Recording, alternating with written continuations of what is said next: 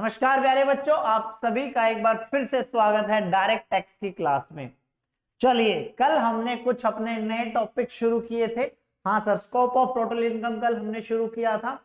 एक दो क्वेश्चन मैंने होमवर्क में दिए थे। मैं आशा करता हूं, उम्मीद करता हूं आपने वो क्वेश्चन सॉल्व कर लिया होगा। उसका सॉल्यूशन साथ में ही था। अगर किसी भी बच्चे को उसमें डाउट आए तो यू कैन विजिट और you can check answer at the same time. Still you have doubt, then you can ask me on this number from 7 to 8 p.m. एक दो बच्चे का कल ये डाउट आया कि सर 8-9 बजे तक तो हम क्लास ही खत्म करते हैं, तो फिर डाउट कब पूछे। आप नेक्स्ट डे वो डाउट पूछ सकते हैं, व्हाट्सएप पर पूछ सकते हैं। सुबह सुबह बच्चों के काफी व्हाट्सएप पर मैसेजेस आते हैं, हाय हेलो का, डाउट का, किसी को कोई और सजेशन चाहिए होता है, किसी को कुछ चाहिए होता है, तो इस प्रकार से।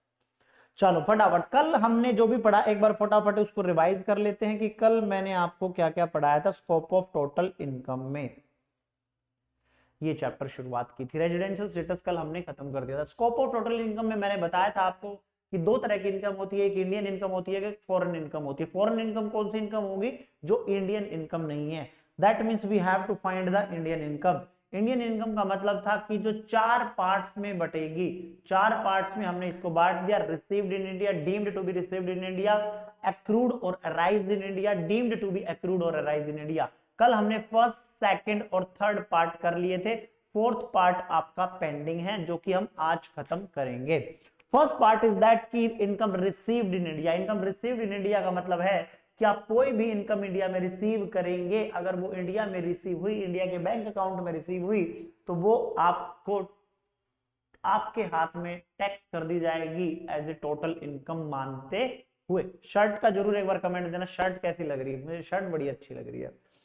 चलो, deemed to be received in India. Deemed to be received in India में मैंने आपको चार पार्ट्स बताए थे। चार पार्ट्स में क्या था? चार पार्ट्स में सबसे पहला कौन सा था?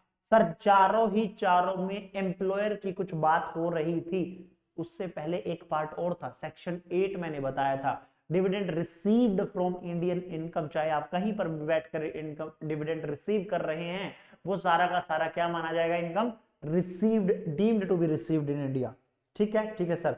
उसके बाद सेक्शन 8 के बाद, सेक्शन 8 के बाद मैंने सेक्शन 7 आपको कल बताया था। सेक्शन 7 में चार बातें आती हैं। चारों बातों को जो भी पार्ट होगा, चारों बातों में से जो भी क्रक्स निकल कर आएगा, उसका आंसर यही होगा कि income deemed to be received in India मान लिया जाएगा। First part is that excess contribution in recognised provident fund. किससे एक्सेस? 12% से access.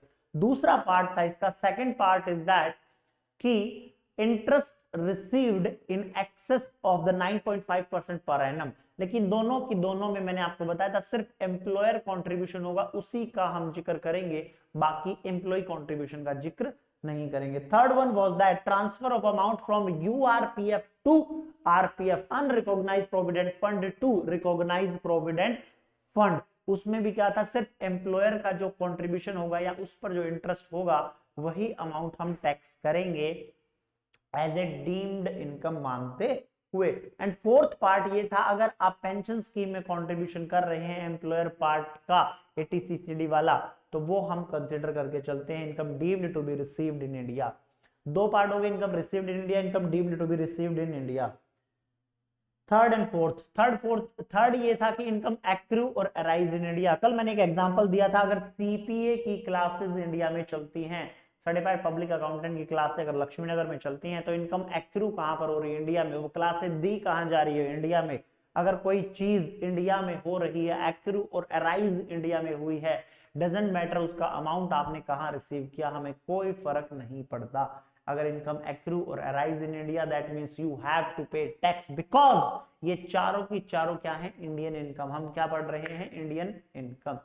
Income deemed to accrue और अराइज इन इंडिया, ये हम आज की क्लास में देखेंगे, सेक्शन 9। चलो, आज की क्लास शुरू करने से पहले मैं आपको बता दूं, जो ये वाला सेक्शन है या ये वाला पॉइंट है, ये सारा का सारा नॉन रेजिडेंट के लिए एप्लीकेबल है।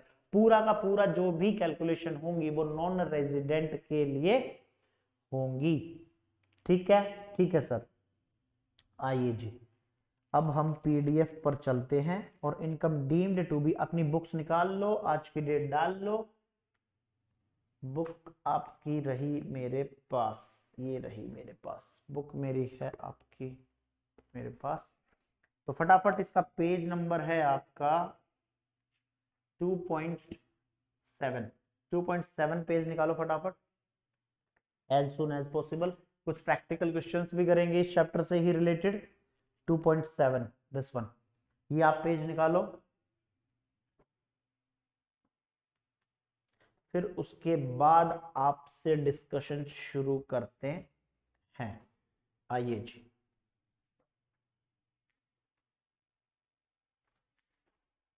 ठीक है, पेज नंबर 2.7 निकालो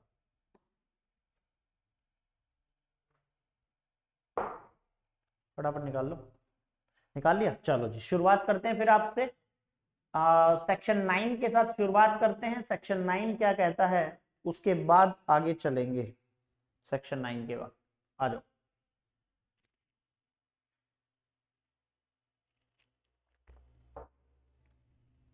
सेक्शन 9 क्या कहता है? Income deemed to be received in India, या फिर कहूं income deemed to be received in India नहीं, इनकम एक्रू और arise, deemed to be accrue और अराइज इन इंडिया। ठीक है, हाँ सर ठीक है। ये फोर्थ पार्ट था आपका सेक्शन 9 को लेकर। इनकम डीम्ड टू एक्रू और अराइज इन इंडिया, मतलब आपका एक्रू और अराइज इंडिया में होगा या नहीं होगा, हमें ये नहीं देखना है। अगर होगा तो वो थर्ड पॉइंट में कवर हो गया होगा। अगर सीधे सीधे आपको पता चल रहा है इनकम एक्रू और अराइज इन इंडिया, तो फिर थर्ड पॉइंट में कवर हो जाएगा। फोर्थ में वो कब आएगा? जब आपको जबरदस्ती मनवाया जाएगा, डीम्ड टू बी, जबरदस्ती, वो उसके जो प्राइमा फेसी है, on the face of it, उसमें पता ही नहीं चलेगा ये इनकम इंडिया में जनरेट हो रही है, इंडिया से बाहर जनरेट हो रही है। इसीलिए उन्होंने कहा कि income deemed to be accrue और अराइज इन इंडिया। इस केस में आप सारे के सारे जितने भी मैं केसेस करवाऊं, उसमें सिर्फ एक बात ध्यान रखना, जो ये पैसा है वो नॉन रेजिडेंट के हाथ में जा रहा है। किसके हाथ में? एनआर के हाथ में। जो इस क्लॉज में इनकम होगी, इस सेक्शन में इनकम होगी, वो नॉन रेजिडेंट के हाथ में जाएगी। ठीक है जी। फर्स्ट पॉइंट, फर्स्ट पॉइंट, सबसे पहली बात, मैं यहां से नहीं पढ़ाऊंगा, मैं आपको पढ़ाऊंगा चार्ट से। मैं आपको पढ़ाऊंगा चार्ट से। चार्ट पीडीएफ को एक बार मैं घुमाने की कोशिश करता हूं, अगर ये पीडीएफ घूम गया तो वेल एंड गुड। हाँ, रोटेट पेज हो सकता है, तो मैं इसको एक बार रोटेट कर देता हूं। ठीक है जी, मेरा तो रोटेट हो गया, अब आप अपना भी रोटेशन देख लेना। चलो, बहुत अच्छे।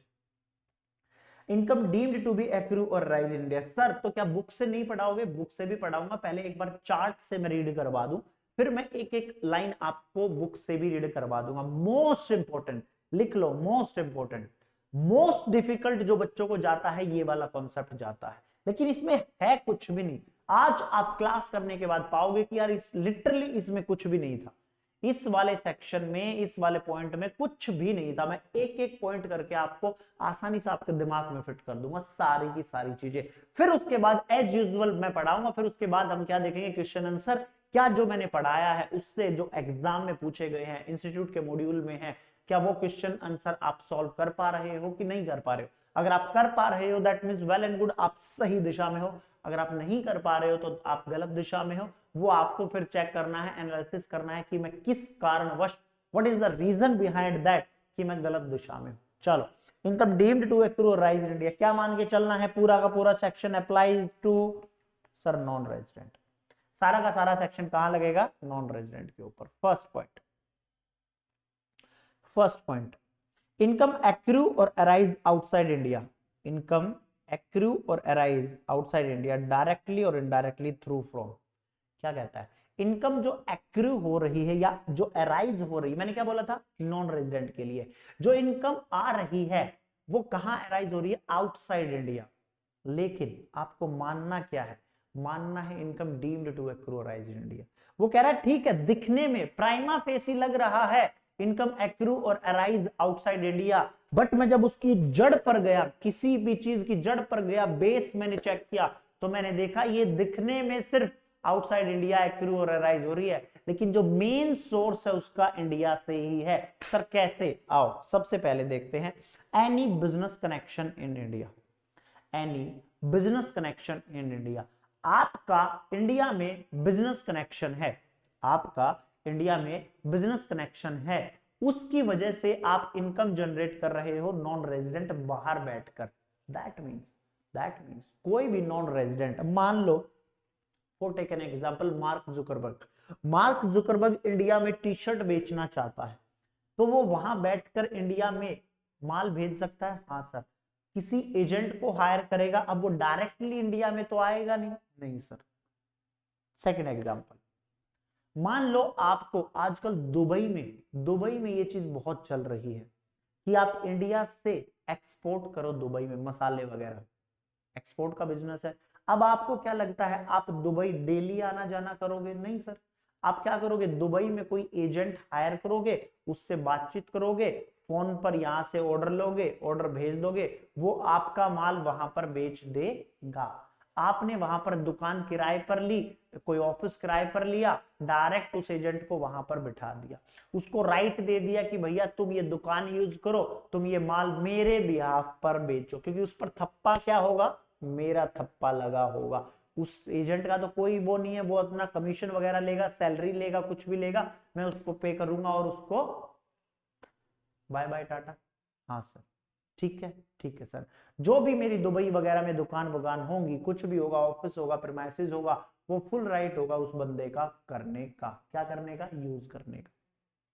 साथ में जब दुबई के लोग मेरा माल खरीदेंगे दुबई में, तो वो कॉन्ट्रैक्ट किसके पास करेंगे, मेरे साथ करेंगे कि उसके लिए करेंगे? सर वो कॉन्ट्रैक्ट उसके साथ करेंगे, लेकिन आपके बिहाफ पर करेंगे। Got it my point? क्योंकि एट द एंड कौन बैठा है, मैं बैठा हूं। मेरे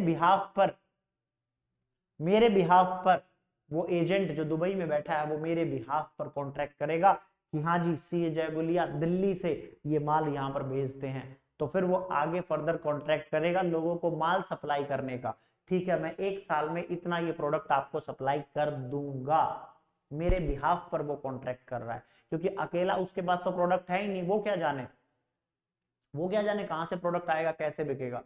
तो अब क्या बोला इसने, any business connection in India. अगर आपका कोई भी बिजनेस कनेक्शन है इंडिया में, first example Mark Zuckerberg India में टी शर्ट बेचना चाहता है, जैकमा जिसकी अलीबाबा कंपनी है वो इंडिया में प्रोडक्ट्स बेचना चाहता है, चाइनीज प्रोडक्ट बेचना चाहता है, तो आपको नहीं लगता वो बिजनेस कनेक्शन बनाएगा इंडिया में?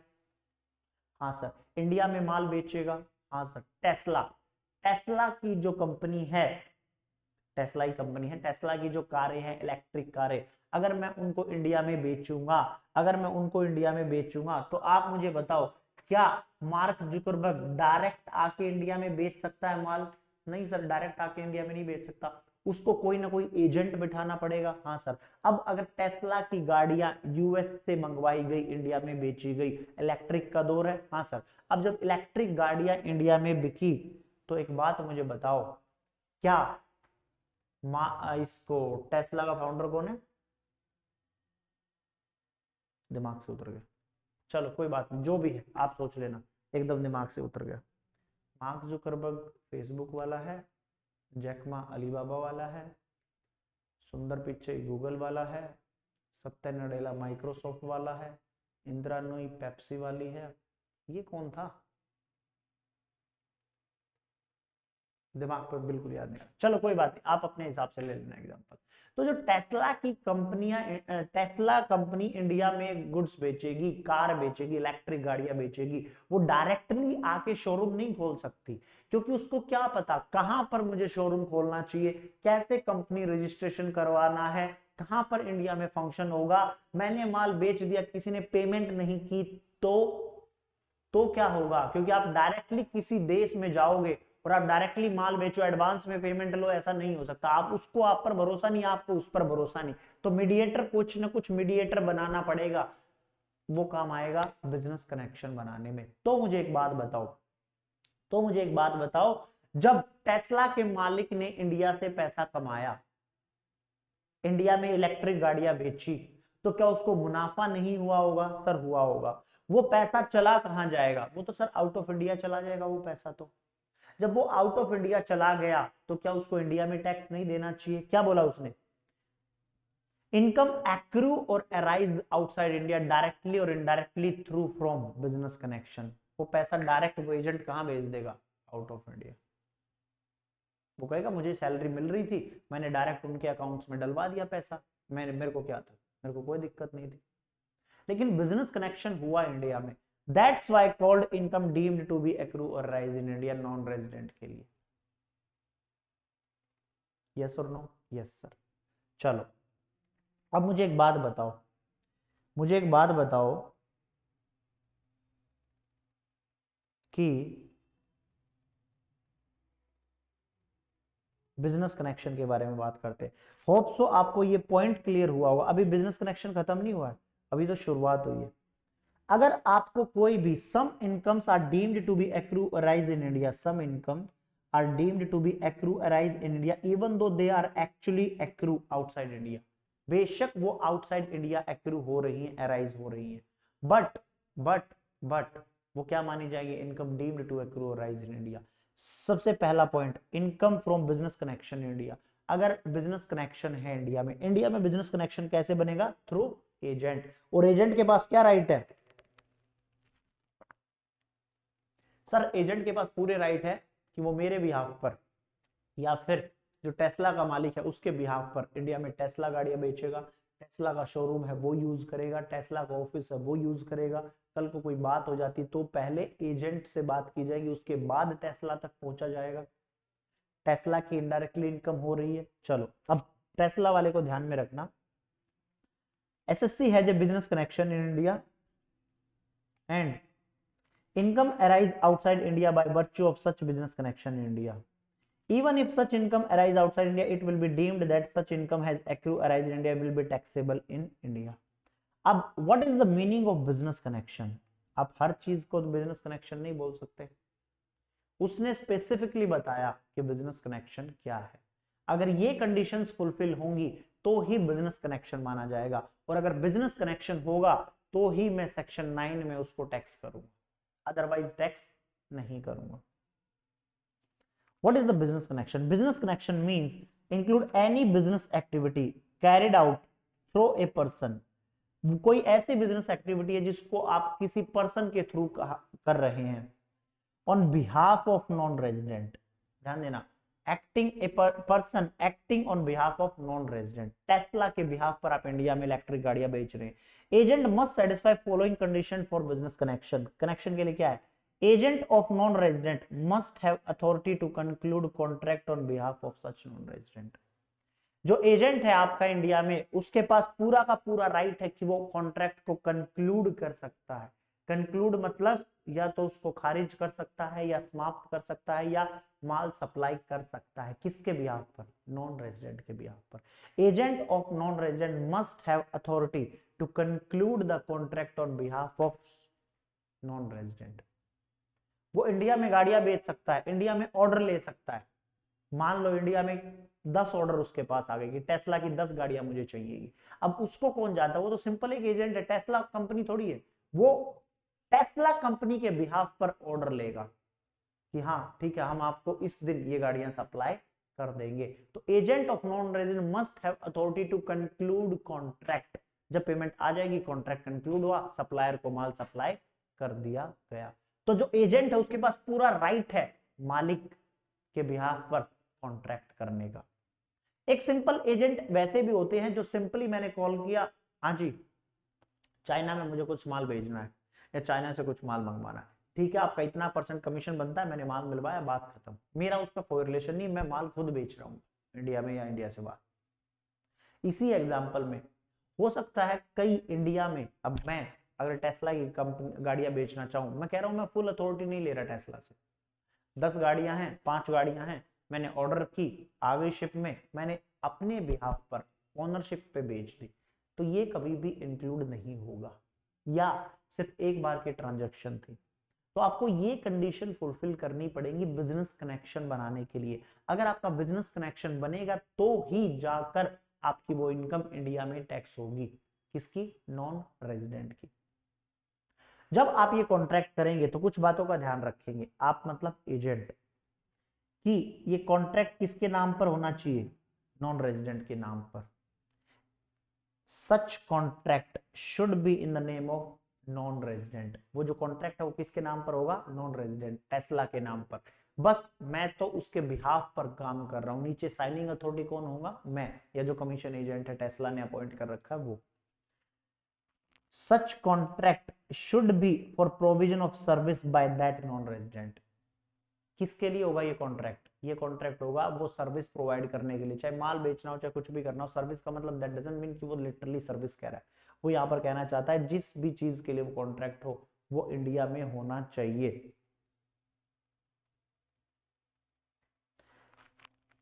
Such contract should be for the transfer of ownership of property owned by that non-resident। ये जो कॉन्ट्रैक्ट है ये किसके लिए होना चाहिए? कि आप उसकी ओनरशिप चेंज कर रहे हैं, आप उस एजेंट को पूरा राइट दे रहे हैं कि एजेंट लो ये प्रॉपर्टी, वो गाड़ियां 10 गाड़ियां मैंने तुम्हारे नाम पर कर दी तो मेरे बिहाफ पर बेच दो। नाम किसके है? उसके नाम पर। ओनरशिप किसकी है? एजेंट की है। एजेंट का और मेरा कॉन्ट्रैक्ट है इस चीज को लेकर, और वो आगे गाड़ियां बेच रहा है, लेकिन नाम किसका डालेगा? वो टेस्ला का ही डालेगा। नाम खराब नहीं होना चाहिए। Such contract should be granting of right to use the property owned by that non-resident under control of non-resident। Office वगैरह वो एजेंट यूज करेगा, ऑफिस वगैरह जो भी नॉन रेजिडेंट का होगा इंडिया में, कौन यूज करेगा? एजेंट यूज करेगा। बात समझ आई? हाँ सर, एक पॉइंट कवर हो गया। बिजनेस कनेक्शन बनाने के लिए हम क्या पढ़ रहे हैं सर? हम ना ये पढ़ रहे हैं scope of total income. Scope of total income में सर आपने 4 बातें बताई थी, हम 4th नंबर पढ़ रहे हैं। 4th number sir non resident के लिए लगता है, नॉन रेजिडेंट के लिए लगता है। उसमें सर हमने पहला पॉइंट देखा income from business connection in India. Business connection के लिए क्या होना चाहिए? बिजनेस कनेक्शन के लिए आपका कोई एजेंट होना चाहिए जो आपके बिहाफ पर कॉन्ट्रैक्ट कंक्लूड करता हो। कॉन्ट्रैक्ट का क्या मतलब है? वो कॉन्ट्रैक्ट नॉन रेजिडेंट के नाम पर होना चाहिए। कॉन्ट्रैक्ट प्रोविजन फॉर सर्विस, वो नॉन रेजिडेंट जो सर्विस प्रोवाइड कर रहा है उसके लिए वो कॉन्ट्रैक्ट होना चाहिए। Transfer of ownership of property, वो प्रॉपर्टी की जो भी माल बिकेगा या प्रॉपर्टी है उसकी ओनरशिप ट्रांसफर करनी चाहिए। और एट द एंड जो भी ऑफिस प्रीमाइसेस वगैरह है तो वो एजेंट के पास फुल राइट है यूज करने का, right to use property owned by that non resident. तो ऐसे बिजनेस कनेक्शन हो जाएगा। ये था केस ए। दूसरे तरीके से भी बिजनेस कनेक्शन हो सकता है। कैसे? अभी तो क्या था कि वो उसके बिहाफ पर कॉन्ट्रैक्ट कर रहा है और माल बेच रहा है। दूसरा, he habitually maintain stock of goods और मर्चेंडाइज। मर्चेंडाइज का मतलब भी गुड्स ही होता है, जो आप माल बेचेंगे। Merchandise from which he regularly deliver merchandise goods in India on behalf of non resident. वो क्या कर रहा है? वो स्टॉक भी मेंटेन कर रहा है। देखना और लिखा है, एंड नहीं लिखा, और ये कंडीशन भी हो सकती है, ये कंडीशन भी हो सकती है, और ये कंडीशन, कोई 3 कंडीशन हो गई ए बी सी, तो आपका क्या हो जाएगा? Business connection. ए मैंने पढ़ा दिया, बी की हम बात कर रहे हैं। He habitually maintain stock of goods merchandise from which he regularly deliver goods merchandise in India on behalf of non-resident। वो नॉन रेजिडेंट के बिहाफ पर इंडिया में स्टॉक भी मेंटेन करता है, तो भी क्या माना जाएगा? Business connection. He habitually secure order in India Holi और मेनली फॉर नॉन रेजिडेंट। वो ये नहीं है कि सिर्फ नॉन रेजिडेंट ने एक ऑर्डर दिया था कि ये मेरा माल बेच दे और बात खत्म, नहीं। वो कह रहा है he habitually secure order in India wholly या मेनली। वो जो एजेंट है इंडिया में वो होली या मेनली, या तो पूरा का पूरा या मेजर पार्ट 80-90% वो सिर्फ उस नॉन रेजिडेंट के लिए काम करता है। तो जाकर इन 3 केसेस में बिजनेस कनेक्शन बनेगा। एग्जाम के लिए हाईलाइट कर लो, आपको क्या करना है? Authority to conclude contract, maintain stock of goods merchandise and secure order in India. ये 3 लाइनें सिर्फ काम की हैं इसमें, बाकी सिर्फ आपको मोटा मोटी नजरों से निकालना है एग्जाम टाइम पर। इफ एजेंट अथॉरिटी, सुनो जी, if agent authority is limited to purchase of goods for non resident, non resident के लिए सिर्फ आप गुड्स परचेज करेंगे, नो बिजनेस कनेक्शन एग्जिस्ट, फिर बिजनेस कनेक्शन है ही नहीं आपका। दैट मीन्स उसकी जो पावर है एजेंट की, उसको अगर आप क्या कर देते हैं? मिनिमाइज या फिर कहूं रिस्ट्रिक्ट कर देते हैं कि आप इससे ज्यादा काम नहीं कर सकते, तो फिर बिजनेस कनेक्शन नहीं माना जाता। कहने का मतलब ये है सिंपल, अगर सब कुछ खुल्लम खुल्ला धड़ल्ले से आपका इंडिया में बिक रहा है बाहर बैठे बैठे, और आप पूरा कॉन्ट्रैक्ट वॉन्ट्रैक्ट करके ये काम कर रहे हैं, दैट मीन्स आपका बिजनेस कनेक्शन है इंडिया में। और अगर आपका बिजनेस कनेक्शन है इंडिया में तो इंडिया में आपको टैक्स देना पड़ेगा। अब इससे एक आगे कहानी ये आती कि कई बार एक एजेंट दो नॉन रेजिडेंट भी हो सकते हैं। मैं भी उसी एजेंट के थ्रू माल बेच रहा हूं, दूसरे वाला भी उसी एजेंट के थ्रू माल बेच रहा है, हो सकता है, कोई बड़ी बात नहीं। तो अब एजेंट के लिए दिक्कत हो गई या इंडियन गवर्नमेंट के लिए दिक्कत हो गई कि अब बिजनेस कनेक्शन बनाए कैसे। मैं बेच रहा था, मैंने दूसरे वाले को बोल दिया, या फिर ये एक्चुअल में इसके पीछे की कहानी पता है क्या है। मैंने माल बेचना शुरू किया, हाँ इंडिया में माल खूब बिका, हाँ मैंने क्या किया, अब सरकार को मेरा तो पता ही है कि इसका इसका बिजनेस कनेक्शन है इंडिया में, इससे तो हम टैक्स ले ही रहे। मैंने क्या किया, अपनी एक सब्सिडरी कंपनी बना दी या अपनी एक पेरेंट कंपनी बना ली, या हम दोनों की, मेरी और साथ वाले की एक पेरेंट कंपनी बना दी। मतलब मेरा ही माल आएगा लेकिन अब किसी और नाम से आएगा। उस चीज को रोकने के लिए इन्होंने बोला अगर आपने ऐसा किया तो भी हम बिजनेस कनेक्शन बना देंगे। One agent to non resident. There may be a situation where a person acting on behalf of non-resident secure order from another non-resident too। हो सकता है, कोई दिक्कत नहीं, आप एक या एक से ज्यादा लोगों का ऑर्डर सिक्योर कर सकते हो, लेकिन सरकार ने कहा ज्यादा चालबाजी मत करना एजेंट, मैं देखूंगा कि business connection for other non resident के लिए क्या होगा। सच other non resident control the non resident. जो मेन वाला नॉन रेजिडेंट है, नॉन रेजिडेंट 1, नॉन रेजिडेंट 2,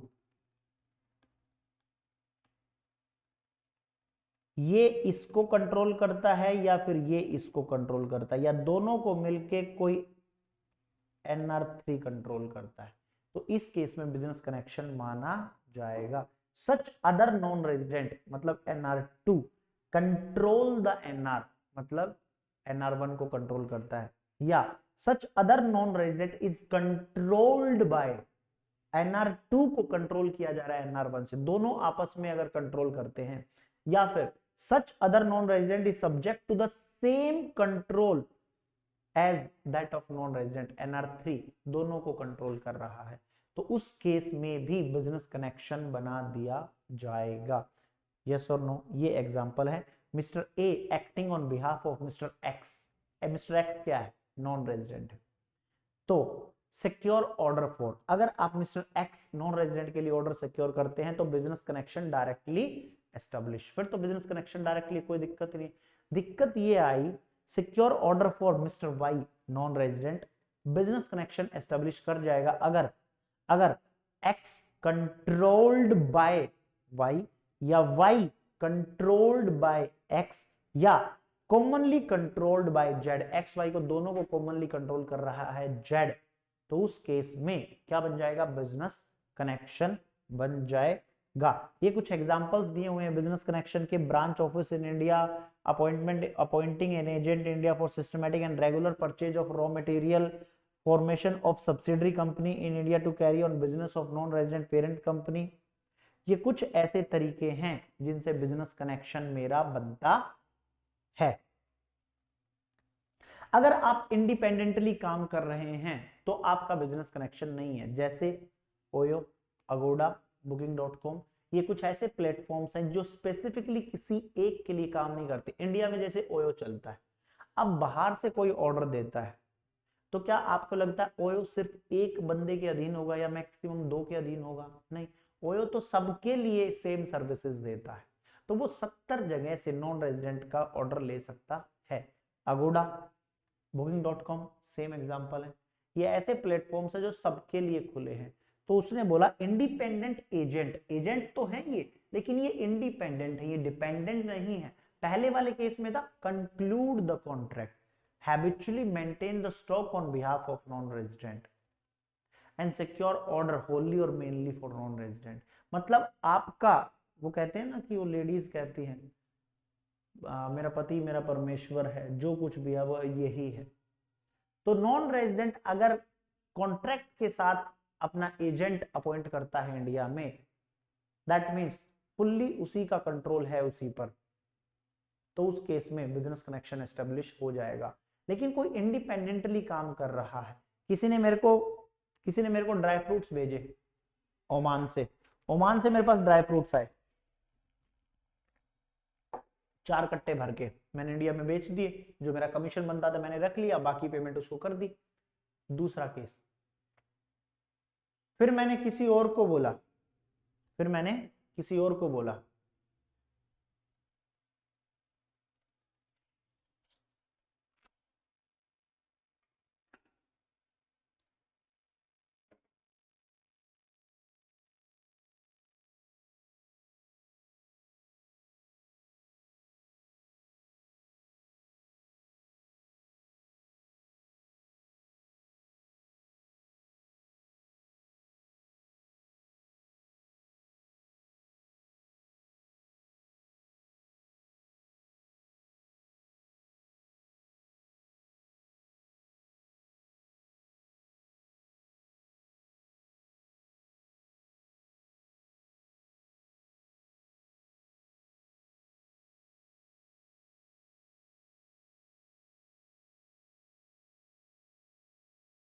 चलिए जी, असुविधा के लिए खेद है, थोड़ी सी दिक्कत हो गई थी, फटाफट आ जाओ वापस।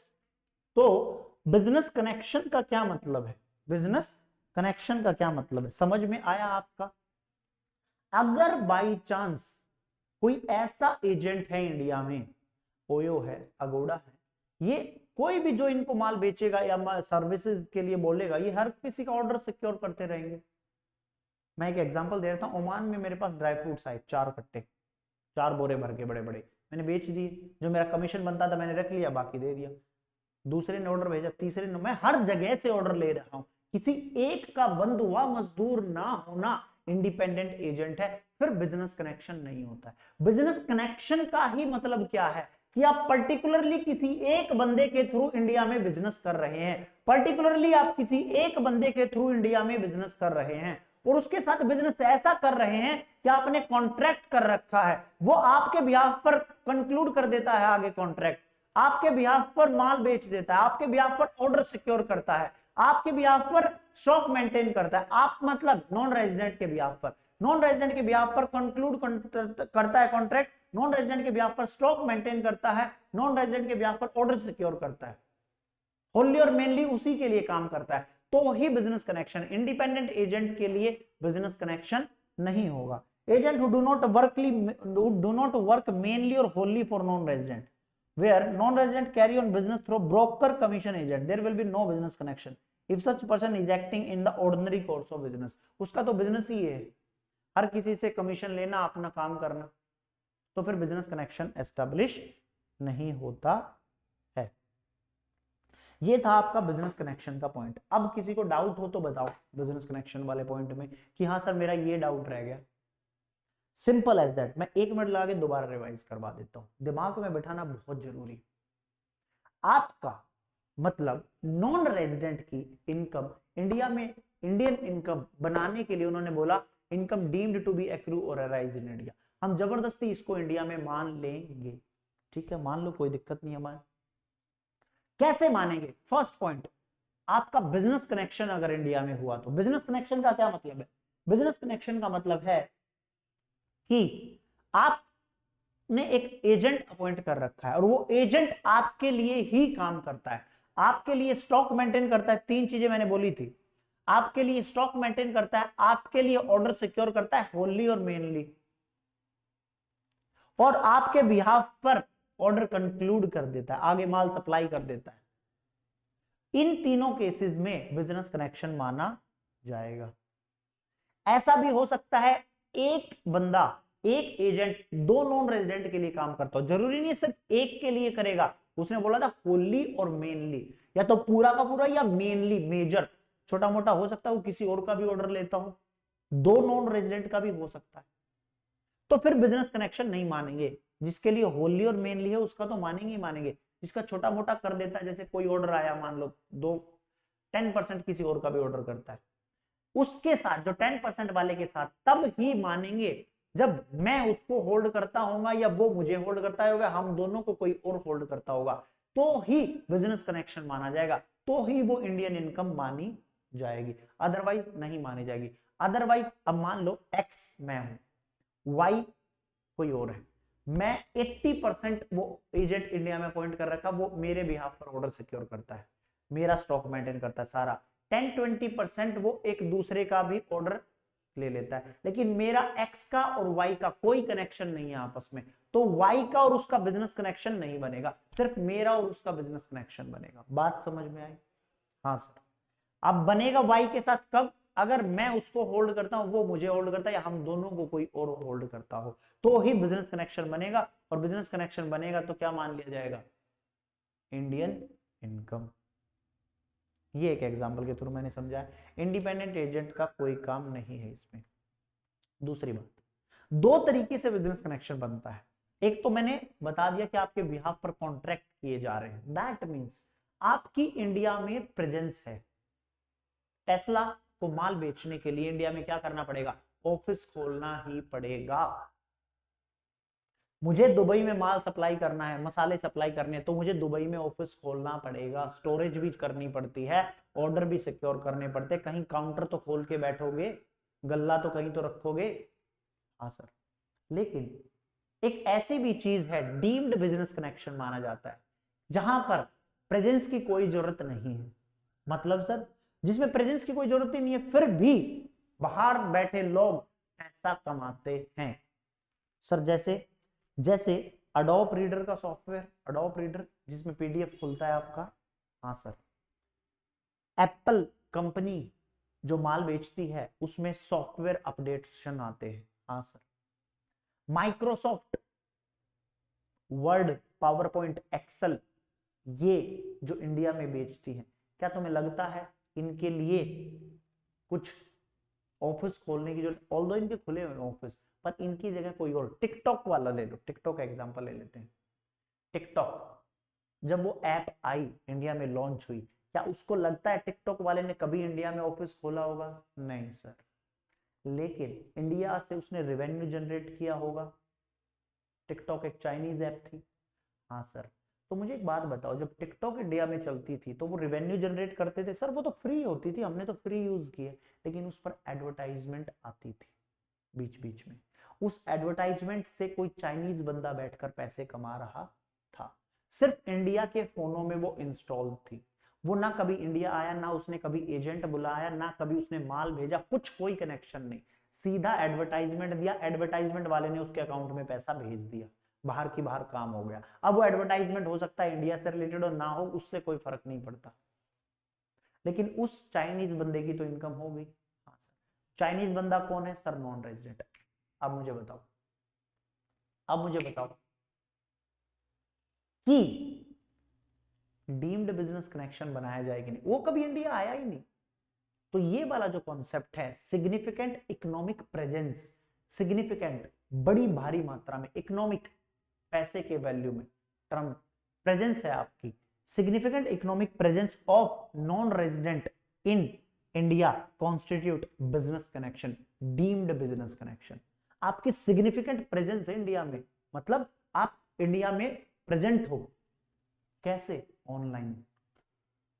फिजिकली नहीं आए कभी, आपने कोई एजेंट अपॉइंट नहीं किया, आप माल सप्लाई नहीं करते, आपके बिहाफ पर स्टॉक मेंटेन नहीं होता, आपके बिहाफ पर ऑर्डर सिक्योर नहीं होते। पहले वाले पॉइंट में था गुड्स वगैरह के लिए, यहां पर क्या है? यहां पर बेसिकली ये वाले जो क्लॉज आए थे, ये वाले क्लॉज आए थे ऑनलाइन चीजों के लिए। कोई गेमिंग है, गेमिंग ऐप है, उसके लिए भी। अगर आप सिग्निफिकेंट इकोनॉमिक प्रेजेंस इंडिया में रखते हो तो you have to pay tax in India, अगर आपने कुछ भी इंडिया से रेवेन्यू जनरेट किया तो। Sir for take an example, उसने इंडिया से रेवेन्यू जनरेट किया ही नहीं, उसने अदर तरीके से रेवेन्यू जनरेट किया, जैसे इंस्टाग्राम। इंस्टाग्राम सभी को फ्री में अवेलेबल है। हाँ सर। इंस्टाग्राम को इंस्टॉल करने का कोई पैसा नहीं लगता। नहीं सर। लेकिन अगर वो मान लो इंस्टाग्राम 1 रुपया, 1 रुपया वन टाइम इंस्टॉलेशन का लेने लग जाए, जैसे जैसे अभी ये अपना रमी सर्कल वगैरह ऐप है, ये 50 रुपए लेते हैं शायद एक बार आपसे इन्वेस्टमेंट के, तो इनकी इनकम होती है। हाँ सर। लेकिन इंस्टाग्राम तो अभी फ्री में है। हाँ सर। उसकी सिग्निफिकेंट इकोनॉमिक प्रेजेंस कैसे मानेंगे? इंस्टाग्राम भी तो एडवर्टाइजमेंट से पैसे छापता है टिकटॉक की तरह है। हाँ सर। कुछ एप्स ऐसी हैं जो डायरेक्टली आपसे पैसा लेती हैं, डेटिंग एप्स है जो इनिशियली आपसे कुछ अमाउंट लेती है, वो फॉरेन की है। लेट से मान लो वो 100 रुपए ले रही है आपसे एक इंस्टॉलेशन की, कि आप एक बार हमें 100 रुपए दो, डेटिंग ऐप यूज करो। लेकिन अब उसने 100 रुपए ले लिया, रेवेन्यू जनरेट कर लिया, इंस्टाग्राम ने कोई रेवेन्यू जनरेट नहीं किया। अब इस वाले एग्जांपल में ठीक बैठेगा दोनों के दोनों। तो इनकी सिग्निफिकेंट इकोनॉमिक प्रेजेंस हुई इंडिया में कैसे? इन रिस्पेक्ट ऑफ एनी गुड्स और सर्विसेज, सिर्फ सर्विसेज की बात नहीं करता, वो गुड्स की भी बात करता है। Property carried out by a non-resident with any person in India, including provision of download of data software in India। मैंने बताया था माइक्रोसॉफ्ट एक्सेल, पावर पॉइंट या फिर एप्पल का सॉफ्टवेयर, आप इंडिया में सॉफ्टवेयर डाउनलोड करवा रहे हो, डाटा डाउनलोड करवा रहे हो, तो आप इंडिया में, आपकी प्रेजेंस है, आपकी उपस्थिति है, आप इंडिया में हो, और वहां से रेवेन्यू अगर आपने जनरेट किया, डेटिंग एप्स हैं, download of data software in India, आपकी एप्स हैं इंडिया में, तो आपका अगर रेवेन्यू 2 करोड़ से एक्सीड कर गया, अगर आपका रेवेन्यू 2 करोड़ से एक्सीड कर गया, तो क्या होगा? तो आपका क्या माना जाएगा? बिजनेस कनेक्शन माना जाएगा। बाद में देखते हैं क्या माना जाएगा। बिजनेस कनेक्शन माना जाएगा। यस और नो? क्या माना सर? Business connection. लेकिन आपका जो रेवेन्यू है वो 2 करोड़ से एक्सीड करना चाहिए। डेटिंग एप्स, मान लो आपसे 100 रुपए इंस्टॉलेशन के ले रही है, तो 100 करके अगर आपका 2 करोड़ से ज्यादा का रेवेन्यू हो गया, तो आपका बिजनेस कनेक्शन माना जाएगा, इंडियन इनकम मानी जाएगी, टैक्स कर दिया जाएगा। लेकिन अगर आप इंस्टाग्राम हो, अगर आप टिकटॉकर हो, तो आपके लिए systematic and continuous soliciting of business activities और engaging in interaction with the user, 3 lakh user, 3 lakh user, ध्यान देना, यूजर्स एटलीस्ट 3 लाख, टिकटॉक के, इंस्टाग्राम के 3 लाख से तो ज्यादा है। अगर आप फ्री में कोई चीज प्रोवाइड कर रहे हो, लेकिन उस पर एडवर्टाइजमेंट के थ्रू आप पैसा जनरेट करते हो, सोलिसिटिंग, तो उस केस में आपसे टैक्स लिया जाएगा। आपके हाथ में जो भी रेवेन्यू आएगा वो इंडियन इनकम मान के टैक्स कर दिया जाएगा। मैंने क्या कहा था? फर्स्ट केस में ही कहा था, देखने पर यहां पर लगेगा कि ये सारा का सारा क्या हो रहा है, बाहर पैसा जा रहा है, इंडिया से कोई लेना देना नहीं है, लेकिन income deemed to accrue arise in India, non resident के केस। चलो जी, about transaction A and B sale constitute significant economic presence in India whether और नॉट, चाहे आपका है या चाहे नहीं है। क्या नहीं है? Agreement for such transaction activity, चाहे आपने कोई एग्रीमेंट किया या नहीं किया, हमें कोई फर्क नहीं पड़ता। रेजिडेंस या प्लेस ऑफ बिजनेस है या नहीं है, TikTok. Non resident rendered services in India, आप इंडिया में कोई सर्विस रेंडर करते हो या नहीं करते हो।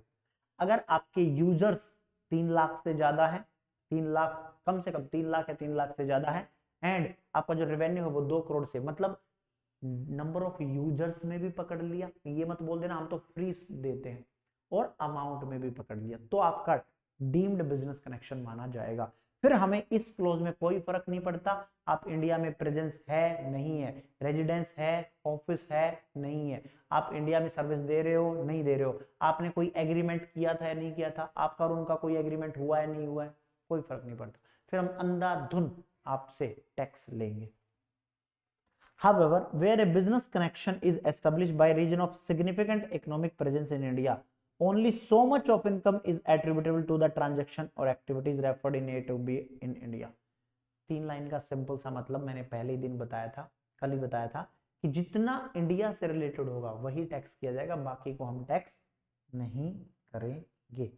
This provision has been inserted to cover digitalized business, Instagram, Telegram, TikTok, which do not require physical presence of itself or any agent in India with the scope of section 911। जिसको क्या है, physical उसकी जरूरत नहीं है appear होने की, कोई एजेंट नहीं है, फिजिकल प्रेजेंस है ही नहीं उसकी इंडिया में।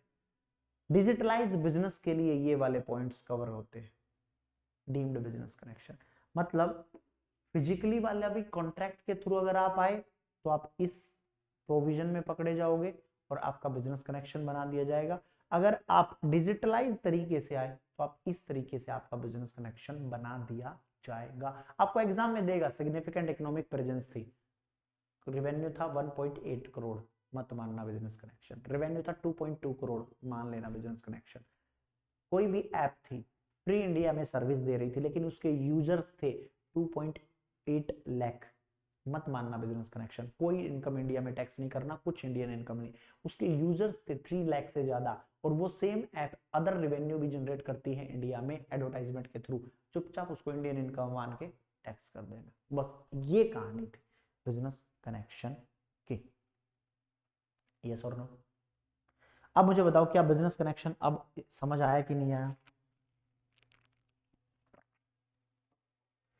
पहले वाले पॉइंट में 2 पॉइंट मैंने बताए, ये 2 नंबर पॉइंट है सिग्निफिकेंट इकोनॉमिक प्रेजेंस वाला, और ये 1 नंबर पॉइंट है, ये 1 नंबर पॉइंट है। हाँ जी, ये 1 नंबर पॉइंट है। कोई दिक्कत? यहां तक कोई दिक्कत हो तो बताओ फटाफट।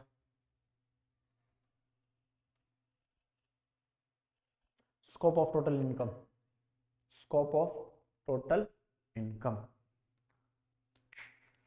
चलो, कुछ ऐसे भी केसेस हैं जहां पर बिजनेस इनकम माना ही नहीं जाता। थ्योरी क्वेश्चन यहां से बनेगा, प्रैक्टिकली नहीं बनेगा। बन भी सकता है बट अमूमन तौर पर थ्योरी क्वेश्चन यहां से देखा गया है। मैं हूं एग्जामिनर तो मैं तो प्रैक्टिकल भी बनाकर दे दूं इससे। क्या कहता है? Following shall not be treated as business connection, exception are always there. अगर आपने गुड्स परचेज किया है इंडिया से एक्सपोर्ट पर्पज के लिए बाय नॉन रेजिडेंट, तो इंडिया में माल भेज रहा है, तो इंडिया में नॉन रेजिडेंट तो इंडिया माल भेज रहा है, बेच रहा है, पैसा कमा रहा है, तो बिजनेस कनेक्शन है। इंडिया से माल लेकर बाहर जा रहा है, एक्सपोर्ट कर रहा है, तो बिजनेस कनेक्शन नहीं है, फिर हमें टैक्स नहीं चाहिए। क्यों? अगर इंडिया से माल बाहर जाएगा, फॉरेन रिजर्व बढ़ेगा, डॉलर ज्यादा आएगा इंडिया में, इंडिया की स्थिति मजबूत होगी। फिर हम ये कहें अरे तुम तो इंडिया से माल ले जाकर बाहर बेच रहे हो, तुम्हें तो टैक्स देना पड़ेगा, वो क्या कहेगा? भाई अपना माल अपने पास रखो, मुझे चाहिए ही नहीं, टैक्स मैं उस देश में भी दूं, तुम्हें भी दूं खरीदने पर भी। बोला कोई दिक्कत नहीं, वरना टीडीएस टीसीएस का कॉन्सेप्ट लगा के उससे ले सकते थे पैसा ये लोग, इन्होंने नहीं लिया। इन्होंने बोला अगर आप इंडिया से कोई गुड्स खरीद रहे हो एक्सपोर्ट करने के लिए नॉन रेजिडेंट, कोई बिजनेस कनेक्शन नहीं है। Second, collection of news and views in India for transmission out of India by non resident. ये मत बोल देना अरे आप इंडिया में आए थे, फिल्म शूट किया आपने खजुराहो में जाकर, आए थे राम मंदिर के ऊपर कोई डॉक्यूमेंट्री बनाई और उसको बाहर ले जाकर आपने रिलीज कर दिया और वहां से करोड़ों रुपए कमाए, तो हमें टैक्स दो। सरकार कहती कोई बात नहीं, आप इंडिया आपने बाहर ले जाकर दिखाया है, न्यूज इंडिया की, कश्मीर की न्यूज आपने इंडिया में दिखाई है, तो इंडिया में टूरिज्म बढ़ेगा, इंडिया में फॉरेन रिजर्व्स आएंगे, डॉलर्स आएगा इंडिया में। तो वो कह रहा कोई दिक्कत नहीं, इंडिया से माल ले जाकर बाहर बेचो, पैसा कमाओ, कोई दिक्कत नहीं, इंडिया में आओ, न्यूज वगैरह कलेक्ट करो, फिल्म शूटिंग करो। अगला पॉइंट क्या है? Shooting of cinematographic film in India by non resident, film shoot करो, बाहर जाकर रिलीज करो, पैसा कमाओ, कोई दिक्कत नहीं, हम उसमें आपसे कुछ नहीं मांग रहे। आप ये मत बोल देना अरे आपने तो इंडिया के रिसोर्सेज यूज कर लिए तो इंडिया में टैक्स दो, नहीं, इनके पीछे रीजंस है ताकि यहाँ की अच्छी अच्छी बातें बाहर जाएं, यहाँ से अच्छे अच्छे व्यूज बाहर जाएं और बाहर के लोग इंडिया में घूमने आए, फॉरेन रिजर्व बढ़े इंडिया में। हाँ, अगर आपने ये व्यूज और न्यूज ट्रांसमिट कर दी इंडिया में, अगर ये मूवी आपने इंडिया में रिलीज की, तो फिर आपको टैक्स देना पड़ेगा, आपने बाहर ले जाकर करना है जो करना है। ठीक है? ठीक है सर, कुछ कंडीशंस लगा दी। अगर आप मूवी बना रहे हो इंडिया में, तो अगर आप as a individual capacity proprietorship में काम करते हो तो आप इंडिया के सिटीजन नहीं होने चाहिए। एज ए फर्म काम करते हो तो आपका कोई भी पार्टनर सिटीजन नहीं होना चाहिए इंडिया का, ना रेजिडेंट होना चाहिए। अगर आप एज ए कंपनी काम करते हो तो आपका कोई भी शेयर होल्डर सिटीजन नहीं होना चाहिए इंडिया का, रेजिडेंट नहीं होना चाहिए आपका, मतलब आपका इंडिया से कोई ताल्लुक नहीं होना चाहिए, आप पूरी तरह नॉन रेजिडेंट होने चाहिए। ये नहीं है कि आप इंडियन सिटीजन थे, आपने यहां से व्यूज बनाए, बाहर जाकर बेच दिया, नहीं। पार्टनरशिप फर्म के रूप में काम करोगे तो आपका कोई भी पार्टनर इंडिया का सिटीजन या इंडिया का और इंडिया का क्या नहीं होना चाहिए, रेजिडेंट नहीं होना चाहिए। अगर आप एज ए कंपनी काम करते हो तो आपके शेयर होल्डर वगैरह इंडिया के सिटीजन या रेजिडेंट नहीं होने चाहिए। लास्ट है कि display of rough diamond in specified notified zone bye foreign company. अगर आप डिस्प्ले करते हो रफ डायमंड इंडिया में स्पेसिफाइड नोटिफाइड जोन में, एसएनजेड फॉरेन कंपनी, देखिए होता क्या था, डायमंड हीरा, हीरे का व्यापार साउथ अफ्रीका साइड में बहुत होता था। तो इंडिया से व्यापारी जाते थे, वहां पर डायमंड देखते थे, तराशते थे, खरीद कर आते थे, इंडिया में बेचते थे। वहां पर क्या हुआ, वहां पर किडनैपिंग बढ़ने लगी, क्राइम बढ़ गया, लोगों को किडनैप करके व्यापारियों को पैसा वसूलते थे। किसको जान प्यारी नहीं है, उन इंडिया से लोग बाग जाना बंद कर दिए। अब क्या होने लगा, अब साउथ अफ्रीका के लोग यहाँ आते, वहां की कंपनियां डायमंड लेकर इंडिया आती, इंडिया में प्रदर्शनी लगाती, डिस्प्ले, प्रदर्शनी, प्रदर्शनियां लगती। अनकट होना चाहिए वो डायमंड, रफ डायमंड होना चाहिए, पॉलिश नहीं होनी चाहिए उस पर, समझना बात को। डिस्प्ले ऑफ अनकट या अनअसॉर्टेड डायमंड होना चाहिए, मतलब रफ में होना चाहिए, वो पॉलिश नहीं होना चाहिए, चमकीला नहीं होना चाहिए, कहीं चमकता हो, और ये डायमंड तो एकदम फिनिशिंग शेप नहीं होनी चाहिए उसकी। बस आप उसकी इंडिया में प्रदर्शनी लगाओ, कोई दिक्कत नहीं। फिर ये लोग क्या करेंगे, यहाँ के व्यापारी उनको ऑर्डर देंगे, वो माल भेज देंगे। अगर आपने वो सिर्फ डिस्प्ले किया, कोई दिक्कत नहीं, सिर्फ डिस्प्ले करो, हम आपसे कोई पैसा नहीं ले रहे उस बात का, कोई बिजनेस कनेक्शन नहीं है आपका इंडिया में। आप आ रहे हो, ऑल्दो आपने डिस्प्ले किया, आपने डिस्प्ले किया तो यहाँ के व्यापारी आपसे खरीदेंगे भी, एक तरह से सेल है आपकी, लेकिन हम आपसे नहीं मान रहे, लेकिन आपको सिर्फ स्पेसिफाइड नोटिफाइड जोन में ही करना है, उससे बाहर। ये नहीं कि इंडिया में कहीं भी आकर प्रदर्शनी लगा दे, नहीं, कुछ सरकार ने एरिया बना रखे हैं, उन्हीं में आकर आपको डिस्प्ले करना है अनकट रफ डायमंड, अनअसॉर्टेड डायमंड्स। कोई बिजनेस कनेक्शन नहीं है, इंडिया में आए, माल खरीदा, बाहर ले गए, कोई बिजनेस कनेक्शन नहीं है। न्यूज व्यूज कलेक्ट किए, कोई बिजनेस कनेक्शन नहीं है। मूवी शूट की, इंडिया से ले गए, बाहर बनाकर रिलीज की, लाखों करोड़ों कमाए, कमाओ, कोई दिक्कत नहीं। इंडिया की वाहवाही हुई कि इंडिया ऐसा सुंदर देश है, ऐसा फॉरेन रिजर्व आएगा, टूरिज्म आएगा, ठीक है जी, यस और नो। यहां पर खत्म हुआ आपका बिजनेस कनेक्शन। अब मुझे बताओ, क्या कोई डाउट रहा आपका? मैंने पूरा टाइम लगाया है इस पर, पूरा टाइम लगाया है इस पर, कि ताकि आपको कोई डाउट ना रहे इसमें, बिजनेस कनेक्शन में। होप सो आपको कोई डाउट नहीं होगा बिजनेस कनेक्शन में। अगर मैं मोटा मोटी 1 मिनट में दोबारा से रिवाइज, सर कितनी बार रिवाइज, मैंने आपके नस नस में भर देना business connection. Business connection as simple as that कि भाई सुन मेरी बात, अगर निचोड़ बता रहा हूं, निचोड़, अगर तू नॉन रेजिडेंट है, इंडिया में तुम्हारा कोई एजेंट है, नॉन रेजिडेंट इंडिया में एजेंट अपॉइंट करता है, नॉन रेजिडेंट इंडिया में एजेंट अपॉइंट करता है और उस एजेंट के थ्रू इंडिया में माल बेचता है, तो क्या हो जाएगा, बिजनेस कनेक्शन। लेकिन वो एजेंट है ना, वो एजेंट है, उसके लिए कुछ कंडीशंस हैं, तो ही जाकर बिजनेस कनेक्शन बनेगा। हर किसी का बिजनेस कनेक्शन नहीं बना सकते हम। कैसे? वो नॉन रेजिडेंट इंडिया में जो एजेंट है उसके साथ ऐसा कॉन्ट्रैक्ट है कि वो जो एजेंट है वो नॉन रेजिडेंट के बिहाफ पर इंडिया में ऑर्डर सिक्योर करता है, दुनिया से ऑर्डर लेता है, लाओ मैं दे दूंगा तुम्हें माल, टेस्ला मैं बेच दूंगा, मैं बेच दूंगा, मैं बेच दूंगा, और वो फिर टेस्ला से खरीद कर उनको दे देता है। होली और मेनली उन्हीं से ऑर्डर सिक्योर करता है। दूसरी बात, अगर टेस्ला में कोई दिक्कत हो गई, वो उसने परेशानी ठीक कर दी, तो नॉन रेजिडेंट टेस्ला के बिहाफ पर वो कॉन्ट्रैक्ट कंक्लूड कर सकता है। आगे आगे जितने भी उसने कॉन्ट्रैक्ट किए होंगे, माल सप्लाई के, माल रिसीविंग के, सर्विस देने के, सर्विस ना देने के, वो सारे कॉन्ट्रैक्ट कंक्लूड कर सकता है। कंक्लूड का मतलब होता है उसमें साइनिंग अथॉरिटी नॉन रेजिडेंट की जरूरत नहीं पड़ेगी, जो एजेंट है इंडिया में वही कंक्लूड कर देगा कॉन्ट्रैक्ट। तीसरा, नॉन रेजिडेंट के बिहाफ पर जो एजेंट है इंडिया में, वो स्टॉक मेंटेन करता है, स्टॉक मेंटेन करता है उसके बिहाफ पर इंडिया में। तो कोई भी केस हुई, तीनों की जरूरत नहीं है, कोई भी केस, बीच में क्या लगा है, और बीच में क्या लगा है, और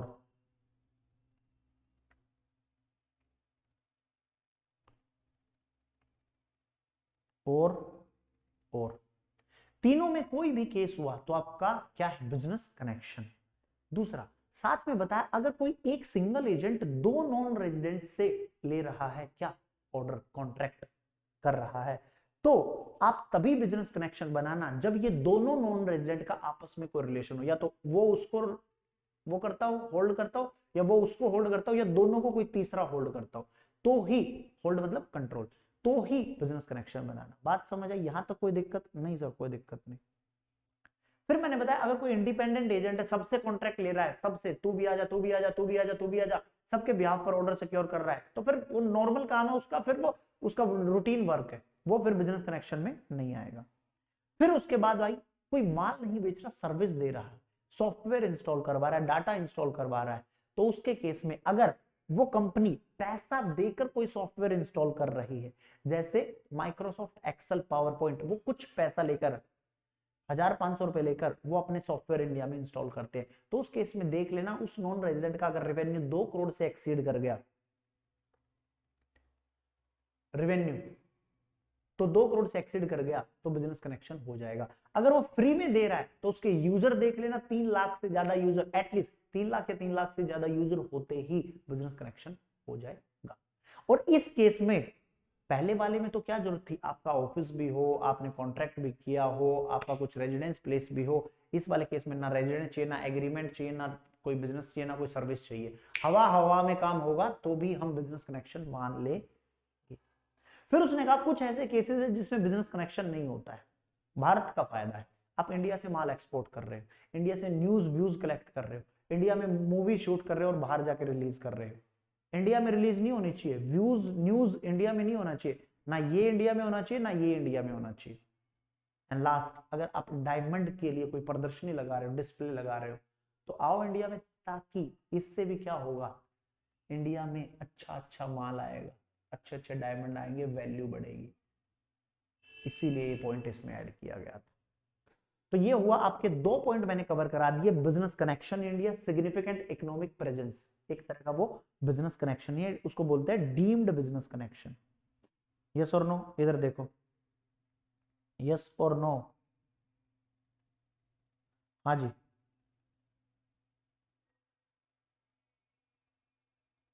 पहला था, आपको लग रहा है इनकम इंडिया से बाहर हो रही है, आपको लग रहा है आउटसाइड इंडिया रेवेन्यू आ रहा है, लेकिन एक्चुअल में सारी चीजें हैं क्या, आप इंडिया से रेवेन्यू जनरेट कर रहे हो। यस और नो? जल्दी बोलो। हाँ सर, हमें लगा कि यही बात है। हाँ सर, हमें लगा कि यही बात है। हाँ जी, बिजनेस कनेक्शन समझ आ गया? हाँ सर। अब एक एक पॉइंट, बहुत छोटे छोटे पॉइंट है, अब खेल खत्म, ये चैप्टर ही खत्म हो गया, बस जो बड़ा पार्ट था वो मैंने आपका कवर करवा दिया, बहुत छोटे छोटे पॉइंट है।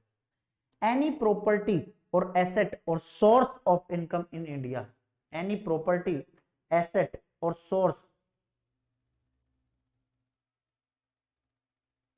हाँ जी, एनी प्रॉपर्टी, एसेट और source of income in India.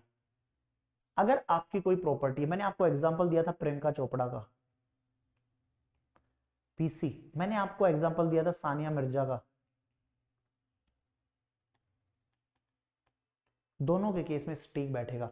आपकी कोई भी प्रॉपर्टी, एसेट इंडिया में है या सोर्स ऑफ इनकम इंडिया में है, आप रहते बाहर हो, आप क्या हो, नॉन रेजिडेंट। प्रियंका चोपड़ा 5 साल हो गए इंडिया से गए हुए, 10 साल हो गए, हाँ सर, वो क्या है, नॉन रेजिडेंट। हमारे एग्जाम्पल में एक्चुअल में क्या है हमें नहीं पता। प्रियंका चोपड़ा इंडिया में थी, नॉन रेजिडेंट, बाहर चली गई, लेकिन उसकी इंडिया में प्रॉपर्टी है, मुंबई में घर है, वहां से किराया आता है।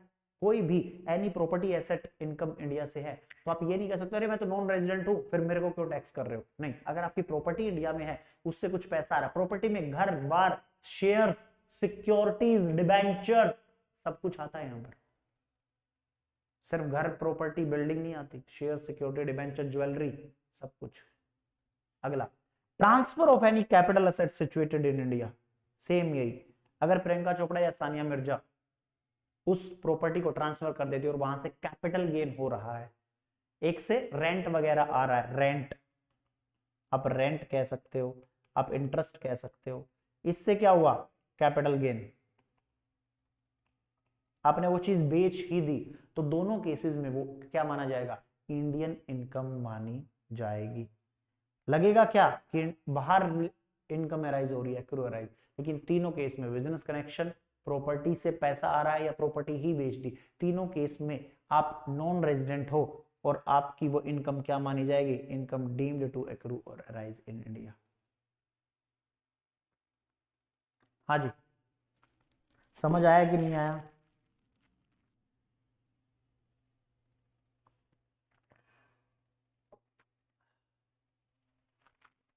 हाँ सर समझ आ गया। चलो अगला point, salary earned for services rendered in India. Salary earned for services rendered in India. अगर सिंपल सिंपल सी बात है, क्या होता है, जैसे रिलायंस कंपनी है, हाँ सर, रिलायंस इंडस्ट्रीज में बहुत से ऐसे डायरेक्टर होंगे जो नॉन रेजिडेंट होंगे, हाँ सर, उनको सैलरी मिल रही होगी, हाँ सर, तो salary earned for services rendered in India, आपको इंडिया में टैक्स देना पड़ेगा। सिंपल सिंपल बात, उन्हें बहुत बचकानी बात है, लिख दी, बस लिखने की भी जरूरत नहीं थी।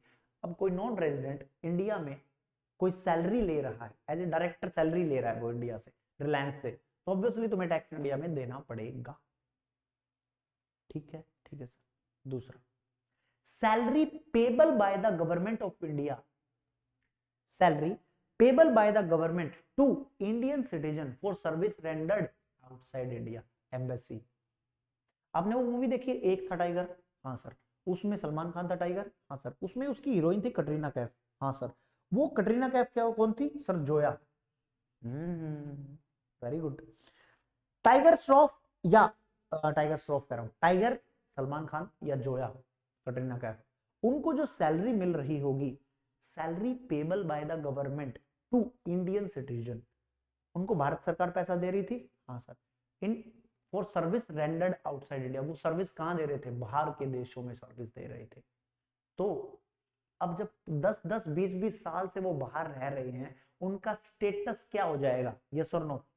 सर वो तो नॉन रेजिडेंट हो जाएंगे, मैंने कहा था ये पूरा सेक्शन ही नॉन रेजिडेंट के लिए है, हाँ सर, लेकिन वो क्या है, इंडियन सिटीजन। सिटीजनशिप तो इंडिया की है, जो एम्बेसी में काम करते हैं ना लोग, ये उनके लिए भी क्लॉज है, एम्बेसी वगैरह में जो काम करते हैं सबके लिए। तो जो वहां पर बैठे लोग हैं, जो नॉन रेजिडेंट का स्टेटस होल्ड करते हैं, उनको अगर सैलरी दी भारत सरकार ने, तो वो डीम्ड टू बी एक्रू और अराइज इन इंडिया मानी जाएगी, एंड उनको इंडिया में टैक्स देना पड़ेगा, चाहे टाइगर सलमान खान है, चाहे जोया कटरीना कैफ है, चाहे कोई एम्बेसी में काम करता है। ठीक है, ठीक है सर। ये वाला पॉइंट मैंने कल बता दिया था, dividend paid by Indian company outside India. अगर आप आउटसाइड इंडिया, मान लो मार्क जुकरबर्ग नॉन रेजिडेंट है, टाटा स्टील में इन्वेस्ट कर देता रेजिडेंट कंपनी में, उस केस में क्या हुआ, अगर टाटा स्टील डिविडेंड देगी तो वो deem to be accrue arise in India माना जाए, यस और नो? हाँ सर। अब इनको एक बार पॉइंट को देख ले, हाँ सर, एक बार उससे पढ़ा दो बुक से, फिर कंप्लीट हो जाएगा मेरा। आ जाओ जी, एक एक पॉइंट फटाफट देखेंगे, फटाफट। चलो जी, इनकम फ्रॉम प्रॉपर्टी और एसेट, इनकम फ्रॉम प्रॉपर्टी और एसेट और source income in India, rent paid outside India for use of machinery, building, machinery भी हो सकती है एसेट में, situated in India deemed to accrue arise in India, deposit with Indian company for which interest received outside India, ये प्रियंका चोपड़ा और सानिया मिर्जा वाला example है। Capital gain on transfer of capital asset situated in India, same वही example हो जाएगा। Capital gain on transfer of capital asset situated in India deemed to accrue arise in India, place of registration of document transfer outside India, even if, चाहे आप बाहर बैठकर payment कर रहे हो, बाहर बैठकर डॉक्यूमेंट बनवा रहे हो, कोई फर्क नहीं पड़ता, आपने बाहर बैठकर पेमेंट की, बाहर बैठकर डॉक्यूमेंट बनवाए, कोई फर्क नहीं पड़ता, अगर वो एसेट इंडिया की है, इंडिया में है, तो you have to pay tax. Shares, interest वगैरह, derived substantial value located in India, dividend paid by Indian company outside India deem to accrue in India, Elon Musk invest करता है Tata Motors में, Tata Motors pay dividend to Elon Musk, income from salary, salary is deemed to be accrue arise at the place where service are rendered, salary payable by government to citizen of India, service rendered outside India, deemed to accrue resident India, even if service rendered outside India, Zoya और Tiger. However, allowance and perquisite paid outside India by government is exempt. ये एक बार highlight कर लेना, already highlight है. जो allowance है, जो perquisite है, वो सैलरी चैप्टर में पढ़ेंगे कि वो एग्जेम्प्ट होते हैं. पेंशन अगर दी जा रही है payable outside India by the government to its official and जज who permanently reside outside India shall not be deemed to be accrue resident India. ध्यान देना साहब, सैलरी अगर गवर्नमेंट इंडिया दे रही है, भारत सरकार अगर सैलरी दे रही है तो इंडिया की इनकम मानी जाएगी. अलाउंस प्रिक्विजिट दे रही है, एग्जेम्प्ट हो जाएगा. अगर पेंशन दे रही है, क्या होता है, मान लो किसी भी इंडियन सिटीजन की पोस्टिंग थी इंडियन एम्बेसी में नेपाल में, वो वहां 20 साल से काम कर रहा है, रिटायर हो गया. रिटायर होने के बाद उसका वहीं मन लग गया, वो वहीं पर है, भारत सरकार तो उसको पेंशन देगी, तो जो वो पेंशन मिलेगी वो एग्जेम्प्ट है, वो टैक्सेबल नहीं होगी. यस और no? Shall not be deemed to be accrue resident India. Exemption के प्रोविजन पेंशन के सैलरी चैप्टर में देखेंगे, लेकिन यहां पर वो इनकम नहीं मान रहे. अगर उसको इनकम नहीं मान रहे तो फिर क्या है. चलो जी, लास्ट मोस्ट इंपोर्टेंट पॉइंट, दिखने में बड़ा करने में छोटा. उसके बाद ये आ गया आपका, दिखने में बड़ा करने में छोटा. सर मतलब दिखना इतना बड़ा है, बच्चे कंफ्यूज रहते हैं, लेकिन करने में बहुत छोटा है. क्या बात कर रहे हैं सर? हाँ सर, आ जाओ, ये वाला पॉइंट एक साथ खत्म करेंगे.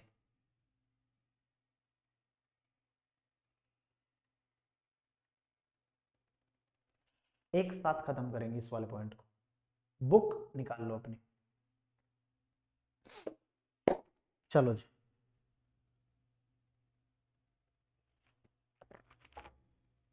मैंने क्या बोला था सर? क्या बोला था हमें तो पता ही नहीं. मैंने कहा था कि अगर आप इंडिया में कुछ पैसा अर्न करते हैं तो you have to pay tax in India. मतलब इस चैप्टर का, पूरे चैप्टर का कहने का सिर्फ एक पर्पज है, अगर आपने इंडिया से कुछ भी पैसा कमाया तो you have to pay tax in India. बरोबर बरोबर. तीनों केस क्या है? तीनों केस ये हैं. फर्स्ट क्या है कि interest payable, royalty payable, fees for technical services payable. पहले एक बार बात कर लेते हैं इंटरेस्ट क्या है. अगर आपने किसी से लोन लिया है या दिया है तो वहां पर इंटरेस्ट आता है. हाँ सर, ये उसी इंटरेस्ट की बात कर रहा है. रॉयल्टी, अगर आपने पेटेंट, कॉपीराइट, ट्रेडमार्क कोई बुक लिखी, उसके ऊपर आपको एकदम से पैसा नहीं मिलता, आपको डेली डेली डेली बेसिस पर हर साल आपको पैसा मिलता है. जैसे बागबान मूवी आई थी, उसमें वो बुक थी, तो अमिताभ बच्चन को वो पेमेंट जो मिल रही थी वो रॉयल्टी थी. याद आया? उसको रॉयल्टी मिलती थी. जब जब जितनी जितनी बुक्स बिकती रहेंगी. एक तो तरीका तो होता है यार, चल ठीक है, तू मुझे एक काम कर, 1 करोड़ रुपया दे दे, मैं ये बुक तुझे बेच देता हूँ, तू अपने नाम से छाप या मेरे नाम से छाप, कोई दिक्कत नहीं, लमसम रॉयल्टी कह लो इसको. एक होता है कि जब जितनी कॉपियां बिकेंगी, चाहे भाई मेरी 1000 बिके, चाहे 1000 लाख बिके, हर बुक पर 1 रुपया रॉयल्टी लूंगा.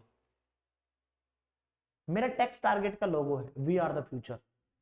मैं किसी भी इंसान को अगर ये टैक्स टारगेट का लोगो, ट्रेडमार्क है ये मेरा, अगर मैं इसको यूज करने के लिए दे रहा हूं तो उस पर मैं क्या लूंगा? रॉयल्टी. मैं इस लोगो को बेचूंगा नहीं कि ले तू रख ले अब इसको, ताउम्र ये तेरा ना, सिर्फ यूज करने के लिए दे रहा हूं, उसके बदले कुछ पैसा लूंगा, called royalty. Fees for technical services, मतलब कोई टेक्निकल सर्विस मैंने दी है, उसके बदले में कुछ पैसा मिल रहा है, that is called fees for technical services. जैसे जैसे मेट्रो का प्रोजेक्ट है. हाँ सर, मेट्रो सिंगापुर वालों ने इंडिया में शायद एस्टेब्लिश की थी. हाँ सर, तो उन्होंने कुछ टेक्निकल नॉलेज जरूर दी होगी. सर टेक्निकल नॉलेज कैसे? कई जगह मेट्रो अंडरग्राउंड है. हाँ सर, कई जगह मेट्रो, कलकत्ता में तो पानी के नीचे से मेट्रो जाती है. हाँ सर, सुरंग से.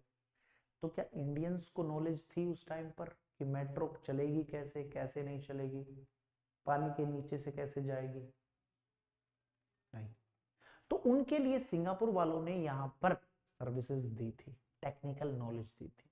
या फिर कोई मैनेजर है, किसी को कोई काम आता है, टेक्निकल नॉलेज है, कोई CFO CEOs वगैरह है, वो भी अपनी कंसल्टेंसी दे रहे हैं, कोई टेक्निकल सर्विसेज दे रहे हैं, उसके लिए वो क्या ले रहे हैं, फीस ले रहे हैं। इन 3 चीज की बात करके चलता है। बस एक बात ध्यान रखना तीनों के लिए, अगर आपने लोन लिया, आपने मतलब इंडिया में कोई लोन लिया और वो लोन का पैसा इंडिया में यूज हुआ, हाँ सर, नॉन रेजिडेंट से लोन लिया इंडिया में वो लोन का पैसा यूज किया, बदले में उसको दिया इंटरेस्ट, तो जब मैं बदले में उसको दूंगा इंटरेस्ट, तो उसकी deemed to be accrue arise in India मान लीजिए। कोई ट्रेडमार्क, मैकडोनल्ड का लोगो, बर्गर किंग का लोगो, कोई बुक, हैरी पॉटर की बुक मूवी इंडिया में रिलीज की, उसके बदले हमने नॉन रेजिडेंट को क्या पे की, royalty. Fees for technical services, metro वगैरह के लिए हमने कुछ टेक्निकल नॉलेज ली, उसके लिए हमने बाहर क्या पे की, रॉयल्टी। तीनों में याद रखना कि तीनों केस में अगर वो चीज जिसके लिए वो लिया जा रहा है अगर वो इंडिया में यूज होगा तो नॉन रेजिडेंट को टैक्स देना पड़ेगा। Non resident you have to pay tax in India अगर तुमने इन तीनों चीजों से कोई भी इनकम कमाई। एक एक करके देखेंगे क्या कहना चाहता है कवि, कविता से क्या कहना चाहता है। बहुत सिंपल है, बहुत सिंपल है। Interest payable by, interest payable by, interest payable by, fees for technical services payable by, इसको शॉर्ट में लिखते हैं फीस फॉर टेक्निकल सर्विसेज। पे कौन कर सकता है, सबसे पहले भारत सरकार की बात आई, इंडियन गवर्नमेंट। अगर इंडियन गवर्नमेंट किसी से लोन लेती है, अगर इंडियन गवर्नमेंट किसी से लोन लेती, कई बार भारत सरकार भी, जैसे पाकिस्तान की बात करूं, हर जगह से लोन लेता फिर रहा है, देश की हालत डाउन है।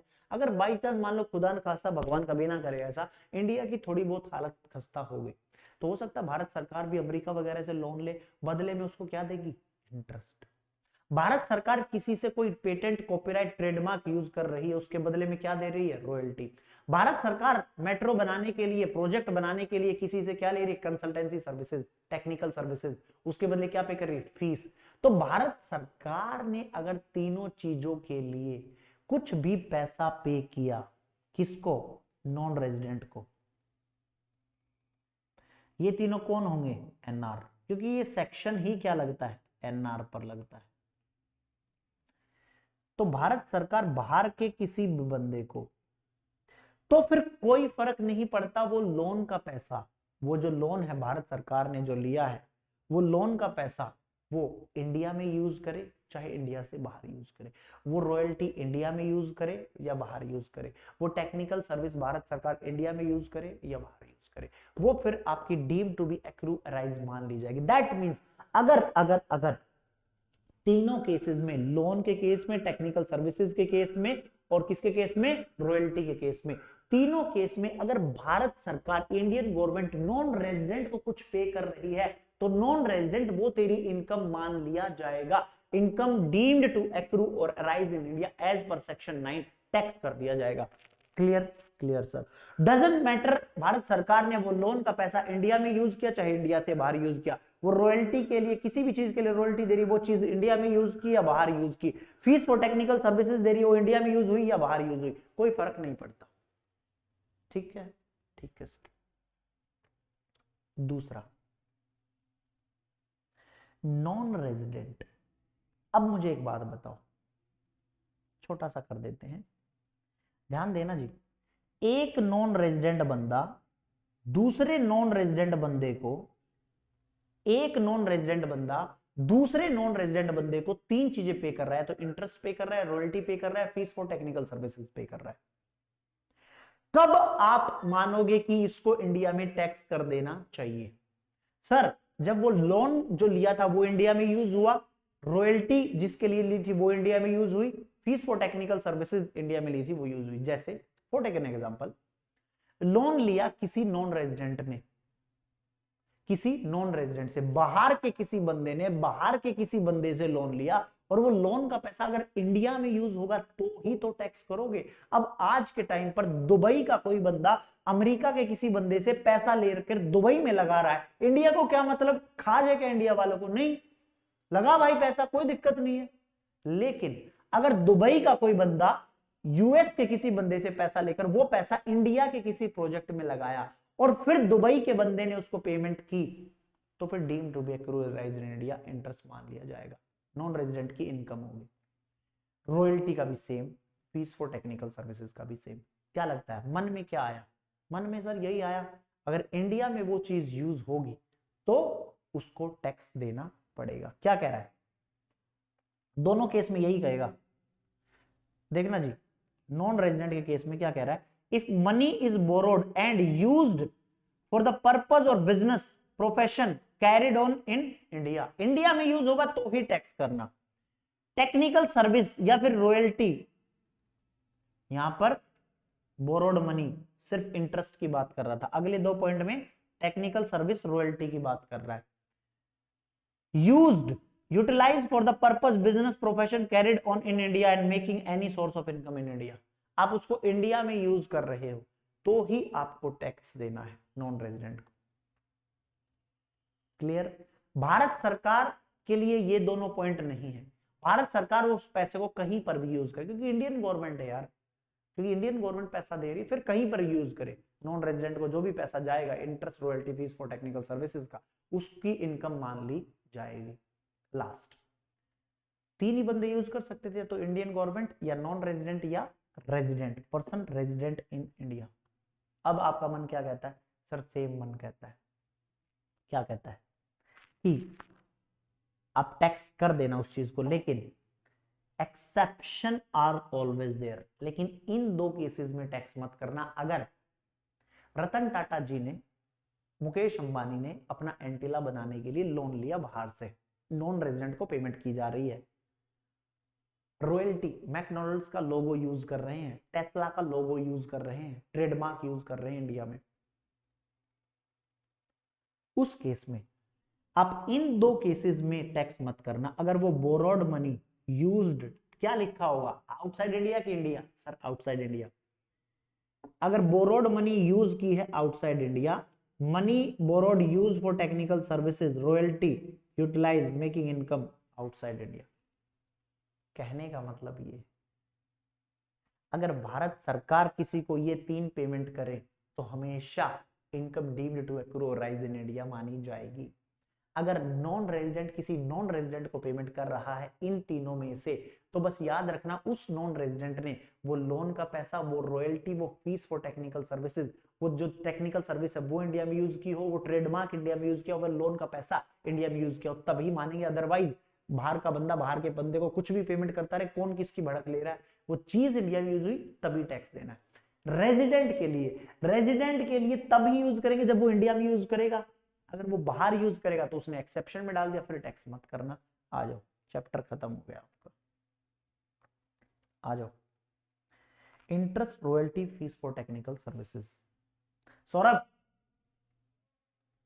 Interest, royalty, fees for technical services paid to non resident, अगर ये पेमेंट की जा रही है नॉन रेजिडेंट को, तो अगर payable by government of India, चाहे सेंट्रल गवर्नमेंट हो चाहे स्टेट गवर्नमेंट हो, deemed to accrue arise in India, use बोला ही नहीं, यूज बोला ही नहीं, चाहे उसको कहीं पर भी यूज करे, एक लाइन में खत्म खत्म सर। दूसरी में payable by resident, Mukesh Ambani, Ratan Tata ji, always deemed to accrue arise in India, हमेशा मान लेना deemed to accrue arise in India अगर कोई रेजिडेंट पेमेंट कर रहा है, ये तीन। लेकिन दो केसेस में मत मानना exception, in the following cases income is not deemed to accrue arise in India if borrowed money used by the payer of interest, interest कौन पे करेगा? Resident, for a business profession carried on outside India. आप अगर outside India कुछ भी कर रहे हैं उस पैसे का, उस रॉयल्टी का, या फिर उस टेक्निकल सर्विस का, तो नहीं मानेंगे। Payment of royalty, fees for technical related to outside India, अगर उसका यूज किया जाए तो नहीं मानेंगे।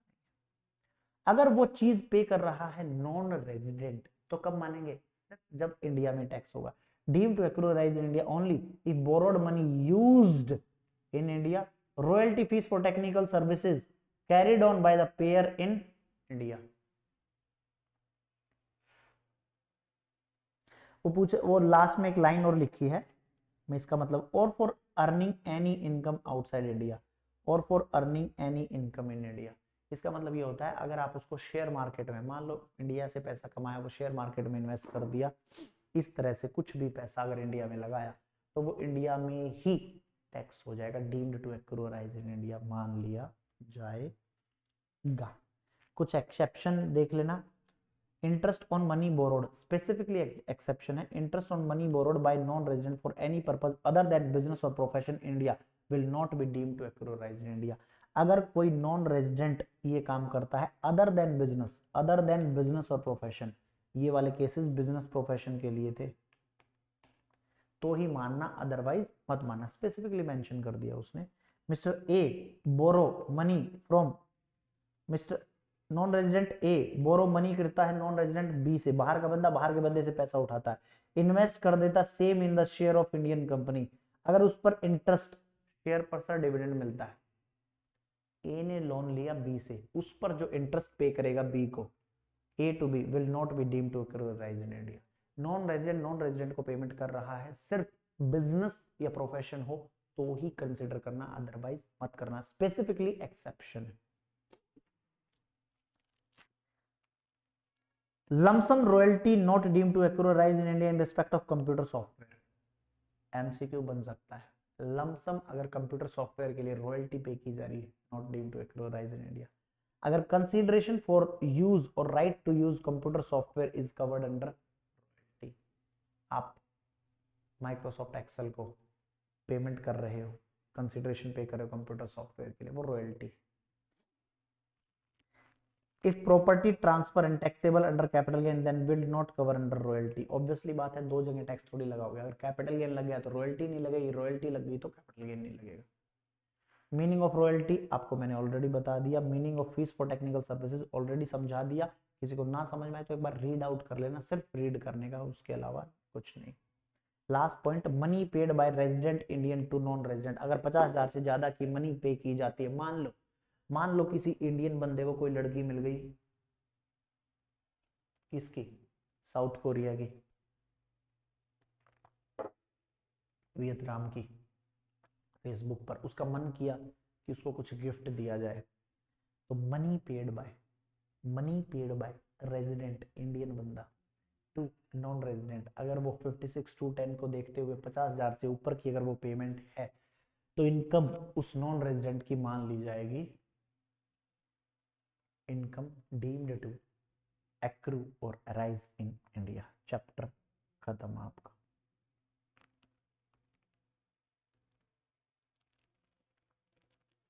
यहां पर आपका एक चैप्टर खत्म हुआ, समझ आ गया? सारे पॉइंट कवर करा दिए मैंने, ए टू जेड पॉइंट्स कवर करा दिए मैंने। यस और नो? यस सर, आपने सारे पॉइंट्स कवर करा दिए, बहुत बढ़िया। चलो अब बारी है क्वेश्चन आंसर सॉल्व करने की, क्वेश्चन आंसर सॉल्व करने की। हाँ जी, क्वेश्चन आंसर सॉल्व करें? हाँ सर कर सकते हैं। यहां तक कोई दिक्कत आई? स्कोप ऑफ टोटल इनकम समझने में कोई इश्यू आया? रेजिडेंशियल स्टेटस समझने में कोई इश्यू आया? लग रहा है ना कि हाँ फुल पैसा वसूल चल रहा है, जितना आपने पे किया है उससे कई गुना मैं आपको रिटर्न दे रहा हूं, और सीए इंटर का एग्जाम पास करवा के वो रिटर्न जो होगी ना दोस्त, उसका पैसों में कोई तोल नहीं है, वो इनक्रेडिबल है, अतुल्य है आपका एग्जाम पास करना। ठीक है, मैं हमेशा कोशिश करता हूं यार, अगर मैंने आपसे कुछ भी लिया है उसके बदले में 100 टाइम 1000 टाइम की रिटर्न मैं आपको दूं। ठीक है, आपकी नॉलेज बढ़ाऊं, पूरा प्रैक्टिकली पॉइंट लेकर, पूरा प्रैक्टिकली। ये टॉपिक्स ऐसे धीरे धीरे चलना पड़ता है, एक एक स्टेप करके, स्टेप बाय स्टेप। फिर भी आपके बैच ये हैं, ये थोड़े से तेजी वाले बैच, ये रेगुलर बैच तो नहीं है। दैट्स वाई फिर भी मैंने कोशिश की है कि आपको डिटेल में रेगुलर बैच वाली फीलिंग में इन टॉपिक्स पर दूं, ताकि कल कोई डाउट ना रहे कि सर समझ नहीं आया था। बुक में भी अगर आप बुक से अब रीड करोगे ना, एक बार घर जाकर मतलब क्लास खत्म होने के बाद शाम को जब भी क्लास देखो 2-4-5 घंटे के बाद एक बार ठंडे दिमाग से रिवाइज कर लेना, रात को सोते टाइम तथास्तु हो जाएगा। Residential status, scope of total income नस नस में आ गया आपके। ठीक है, ठीक है सर, चलो जी आओ जी क्वेश्चन करें फिर। अब प्रैक्टिकली मैंने सारा का सारा कवर करा दिया ना आपका। हाँ, एग्रीकल्चर इनकम शुरू हो गया, ये हो गया, ये हो गया, ये हो गया, ये हो गया। कल एक पॉइंट छोड़ा था मैंने, कल आपका पेंडिंग, याद आ गया मुझे एक पॉइंट ये वाला। नॉन रेजिडेंट के केस में, नॉन रेजिडेंट के केस में सिर्फ 2 तरह की इनकम ही टैक्सेबल होती है। नॉन रेजिडेंट मतलब RNOR, नॉन रेजिडेंट नहीं, RNOR के केस में सिर्फ 2 तरह की इनकम ही फॉरेन इनकम टैक्स होगी, उसके अलावा कोई भी इनकम टैक्स नहीं होगी। वो 2 तरह कौन सी है? अगर income from business carried on outside India, आपका बिजनेस आउटसाइड इंडिया बट वो कंट्रोल्ड एंड मैनेज होली या पार्सली इंडिया से हो रहा है। प्रोफेशन की बात करूँ, प्रोफेशन आपका आउटसाइड इंडिया है but initially setup in India, आपकी फॉरेन इनकम है, मतलब आपका बिजनेस बाहर है, बाहर से आप कर रहे हैं लेकिन वो कंट्रोल्ड मैनेज इंडिया से हो रहा है। आपका प्रोफेशन सेटअप है लेकिन प्रोफेशन सेटअप में इनिशियली इंडिया से था, अब उसका आपने एक्सपेंशन कर दिया, उसकी ब्रांचेस खोल दी, बेशक वो फॉरेन की इनकम है बट वो सेटअप कहाँ था शुरुआत में? इंडिया में। दैट्स वाई RNOR के केस में ये 2 इनकम में टैक्स कर दूंगा क्योंकि दोनों का इंडिया से कनेक्शन। बस ये पॉइंट मैंने आज आपको बखूबी क्लियर हो गया। सेक्शन 9 पढ़ाने के बाद ये पॉइंट समझाना पड़ता है। अब मुझे इसमें जितनी ज़्यादा मेहनत करने की जरूरत नहीं है क्योंकि आपको ही पता है अगर बिजनेस बेशक आपका आउटसाइड इंडिया है लेकिन वो कंट्रोल मैनेज इंडिया से हो रहा है तो RNOR के केस में तो मैं टैक्स करूंगा ही करूंगा। और अगर प्रोफेशन है, आपने एक्सपेंशन किया है, तो फिर उस केस में भी टैक्स करूंगा अगर वो इंडिया में सेटअप था इनिशियली। लिखा उसने, no other foreign income, salary, rent, interest etcetera is taxable in India to RNOR। उसके अलावा कोई भी टैक्स नहीं होगा, सिर्फ ये 2, बाकी तो फिर ये सिंपल। ये वाला कल मैंने आपको खत्म करवा ही दिया था। आ जाओ अब क्वेश्चन आंसर करें पहले एक बार। हाँ सर कुछ क्वेश्चन करवा दो सर, थ्योरी तो हमें बिल्कुल परफेक्ट समझ आ गई, चैप्टर भी अच्छे से समझ आ गया। चलो तो फिर क्वेश्चन करो, लिखो फटाफट फटाफट क्वेश्चन आपका मैं करवा देता हूं।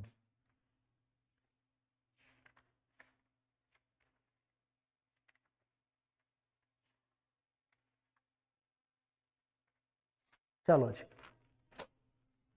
एक एग्जांपल है, इंस्टीट्यूट का ही एग्जांपल है, बुक में आपकी नहीं है, क्वेश्चन बैंक में अलग से है, तो बुक में मत ढूंढना, चुपचाप कॉपी पेन निकाल लो, आज की तारीख डाल लो और क्वेश्चन सॉल्व करो।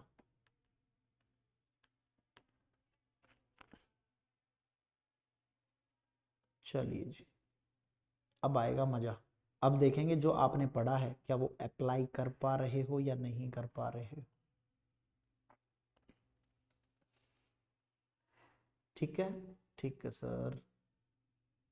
सबसे पहले ROR, RNOR, NR। ठीक है, ठीक है sir. Case 1, case 1,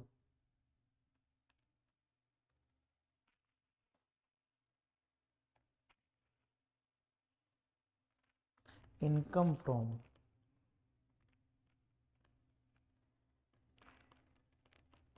property in Mumbai, income from property in Mumbai but amount received in Dubai, Oman. ये ठीक है, income from property in Mumbai but amount received in Oman. फटाफट जल्दी बताओ मुझे,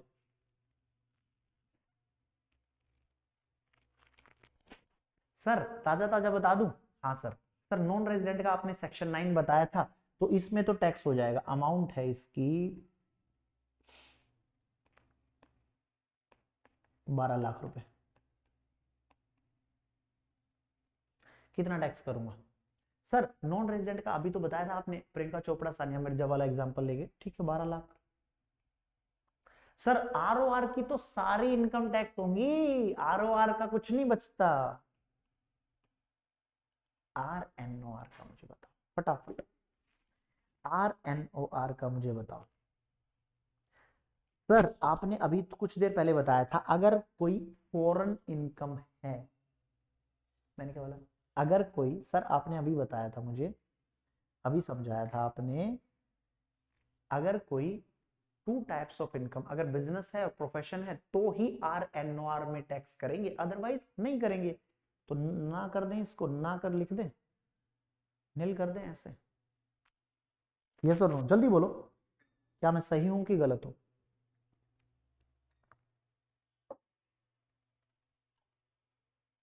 इतने थप्पड़ मारूंगा, इतने थप्पड़ लगाऊंगा, हिसाब नहीं आएगा।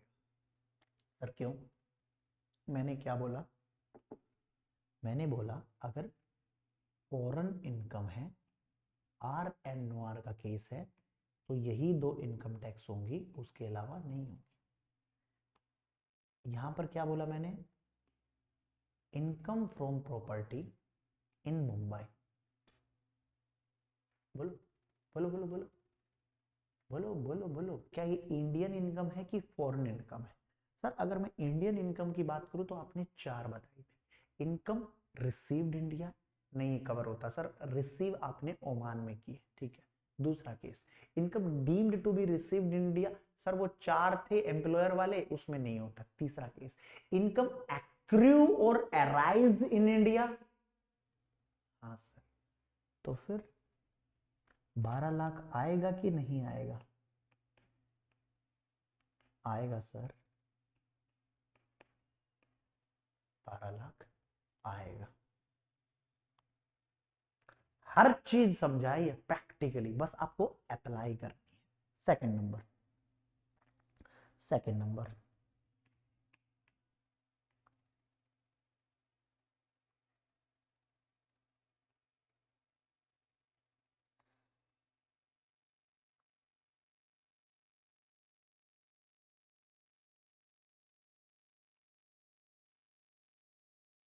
Second number, second. एक और एग्जांपल बनाए अच्छा सा। हाँ सर बनाओ।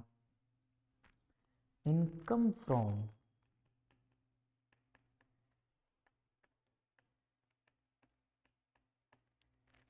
From salary received in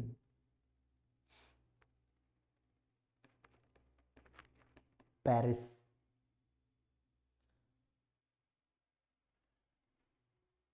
from India, amount है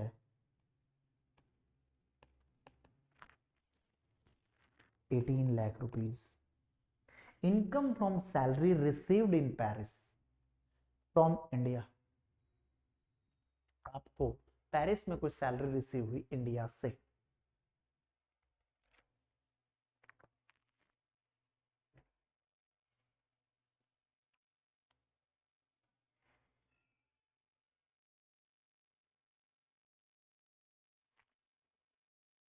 एजम्पशन ले सकते हो। दो एजम्पशन दे देता हूं यहां पर। एज्यूम जो आपका आरएनओआर है वो इंडियन सिटीजन है,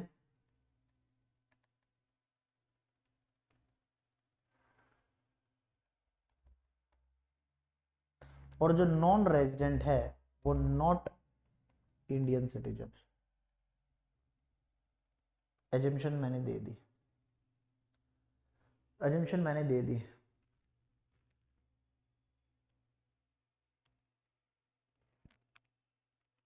income from salary received in Paris from India. पहली बात तो ये, जो तू टिकटॉक टिकटॉक चलती है, आर ओ आर का खेल खत्म करे, हाँ सर, ROR का तो खेल खत्म करो, 18 लाख। हाँ सर, अब अगले दो में दिक्कत आएगी। ROR, RNOR का बताओ और NR का बताओ। सर NR का सेक्शन 9 लगाते हैं, NR का सेक्शन 9 लगाते हैं। Income from salary received in Paris from India, लगाओ। या फिर इसको एक काम करो, इंडियन गवर्नमेंट कर लो, अब आपके लिए ज्यादा आसान हो जाएगा, अब आपके लिए ज्यादा आसान हो जाएगा।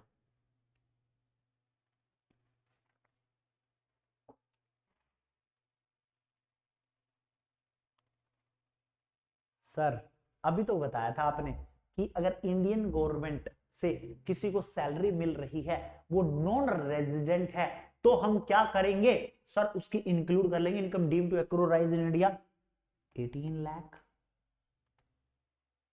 सर आपने एमएससी का एग्जांपल दिया था, जोया वाला एग्जांपल दिया था, गलत, कुछ नहीं आएगा यहां पर। सर ऐसा क्यों? मैंने बोला not a citizen, non resident India का सिटीजन नहीं है। बुक पर आओ, बुक पर आओ जरा एक बार, बुक पर आओ, बुक पर आओ, क्या था यहां पर? इंडियन सिटीजन, ओहो, इंडियन सिटीजन होना जरूरी था।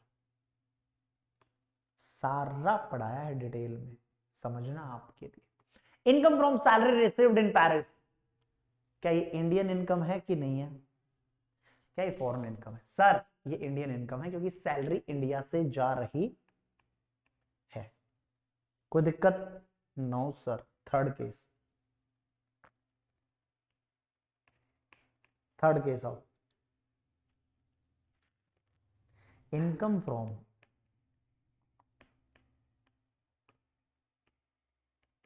Business in, income from business in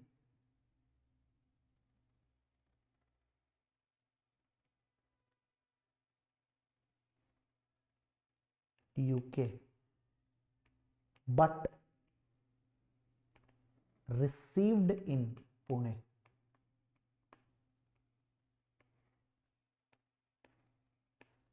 amount है 25 लाख रुपए। Income from business in UK but received in Pune. Income from business इन,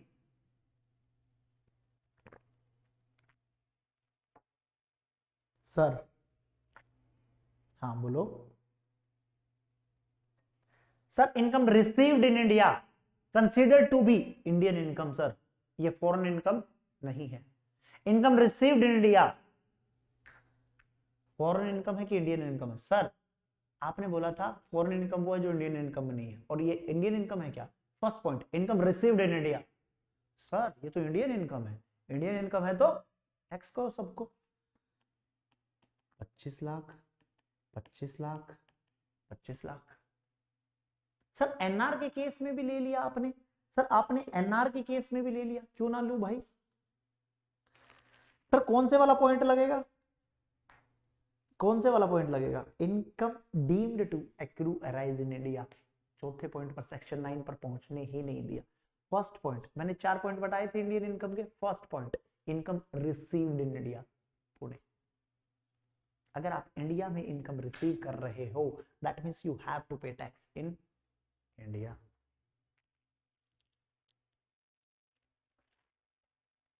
चलो जी, फोर्थ नंबर देखो।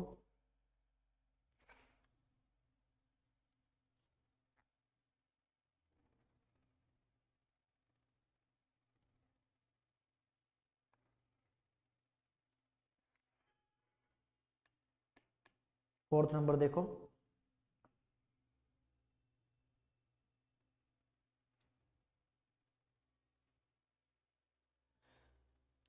Income from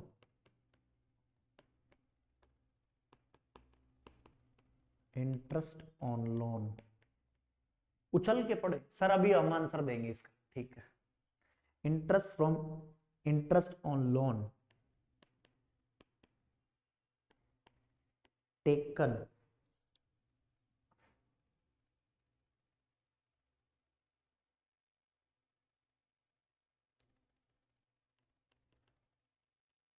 amount received in Dubai but loan is used for business in Kolkata.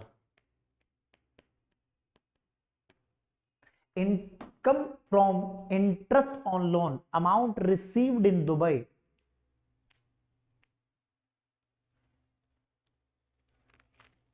but loan is used for business in Kolkata. आमी कोलकाता जाची। बताओ sir, मैं बताऊं, अगर loan India में यूज हुआ है नॉन रेजिडेंट के केस में चुपचाप सीधा सीधा 15 लाख लिख दो। नॉन रेजिडेंट के केस में सर, आरओआर के केस में अगर इंटरेस्ट इनकम हुई है, और सर ये तो आएगा ही आएगा, यस और no. Interest income on loan amount received in Dubai but loan is used in Calcutta. Yes or no? Yes sir.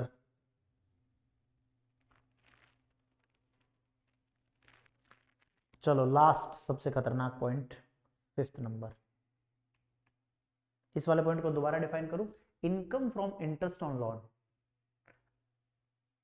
Loan taken, income from interest on loan taken या loan given, amount received in Dubai but loan is used for business, business के लिए use हुआ है तब, अगर और किसी के लिए होता तो नहीं होता।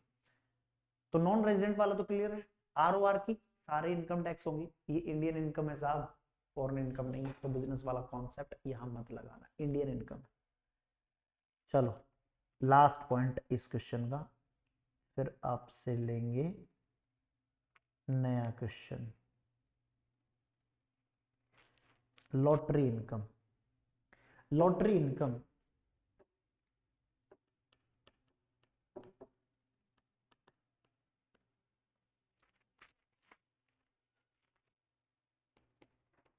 इन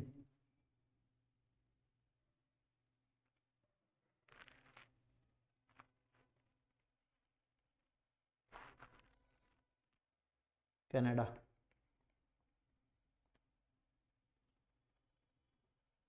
but amount received in Russia. Lottery income in Canada but amount received in Russia. बोलो,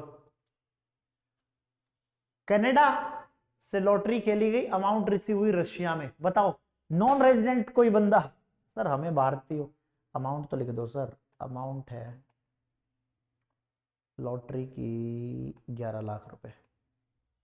सर नॉन रेजिडेंट के केस में तो कोई मतलब ही नहीं बनता सर, बिजनेस वर्क कनेक्शन नहीं है, फॉरेन इनकम है, फॉरेन इनकम है, क्योंकि इंडियन इनकम ना तो इंडिया में रिसीव हुई, ना एक्रूअराइज हुई, ना डीम टू बी एक्रूअराइज हुई, ना एक्रूअराइज इंडिया में हुई, ना deem to be received in India, किसी में भी नहीं आता, तो फॉरेन इनकम है। Foreign income non resident case में बाहर का बंदा, बाहर के बंदे को पैसा जा रहा है, कोई मतलब नहीं है। नो एनआर एनओआर के केस में कब टैक्स होता, सिर्फ जब बिजनेस या प्रोफेशन से होता है रिलेटेड फॉरेन इनकम, आरओआर की सारी इनकम टैक्स कर देंगे चाहे कुछ भी हुआ, नीचे टोटल कर देना, आंसर आपका आ जाए। हाँ जी, टोटलिंग आपके लिए होमवर्क।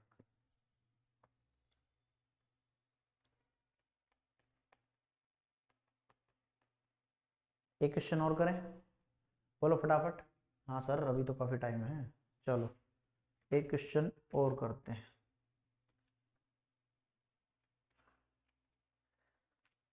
एक क्वेश्चन और करते हैं, इसके क्वेश्चंस की कल भी प्रैक्टिस करेंगे, इसके क्वेश्चंस की कल भी प्रैक्टिस करेंगे फर्स्ट हाफ में, पक्का करेंगे practice.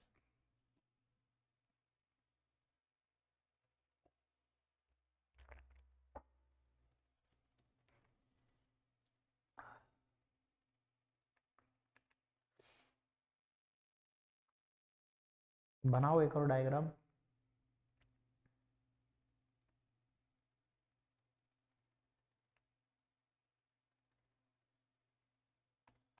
ROR, RNOR, NR।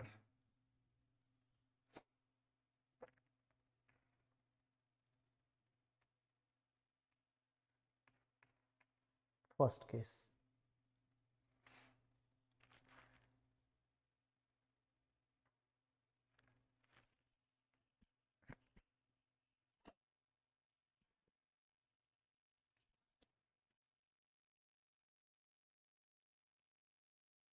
Income from dividend, income या फिर डिविडेंड इनकम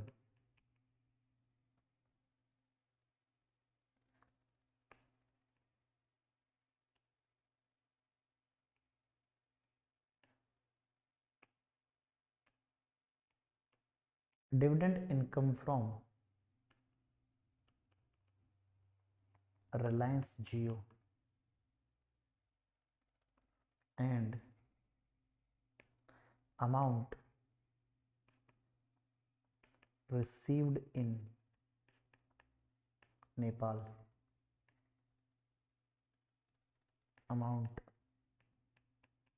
1,50,000 रुपये, 1,50,000 का डिविडेंड आया है। किससे? रिलायंस जियो से। लेकिन अमाउंट रिसीव कहां हुई? नेपाल में। किसका टैक्स करें? ROR, RNOR, NR। जल्दी सोचो और बताओ। दूसरा केस, ये वाला आपके लिए है, वो वाला मैंने करवा दिया था, ये वाला आप करेंगे, फिर मैं आपको बताऊंगा। तब तक आंसर लिख लो, उतार लेना बाद में वीडियो पॉज करके।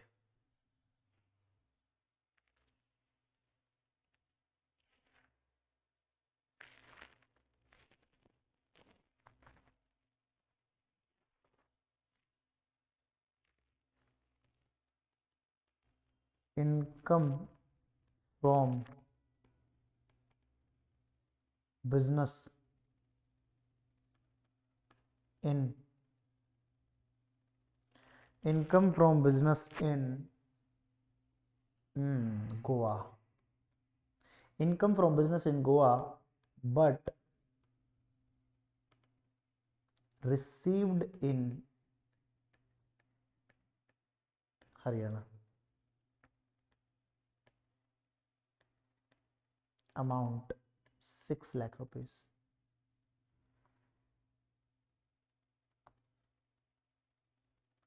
Third one,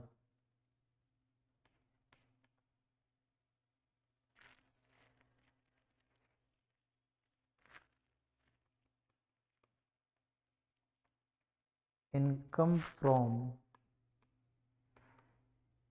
business in Delhi but received in Sri Lanka, amount 30 lakh rupees. हाँ जी, सॉल्व करो। 3 केस बताए मैंने। अब मुझे नहीं लग रहा आपको ये वाले क्वेश्चन ज्यादा टफ लगेंगे। ये लो, छोटा कर दिया मैंने, बिल्कुल थोड़ा सा बड़ा कर दिया, ये लो फटाफट, as soon as possible।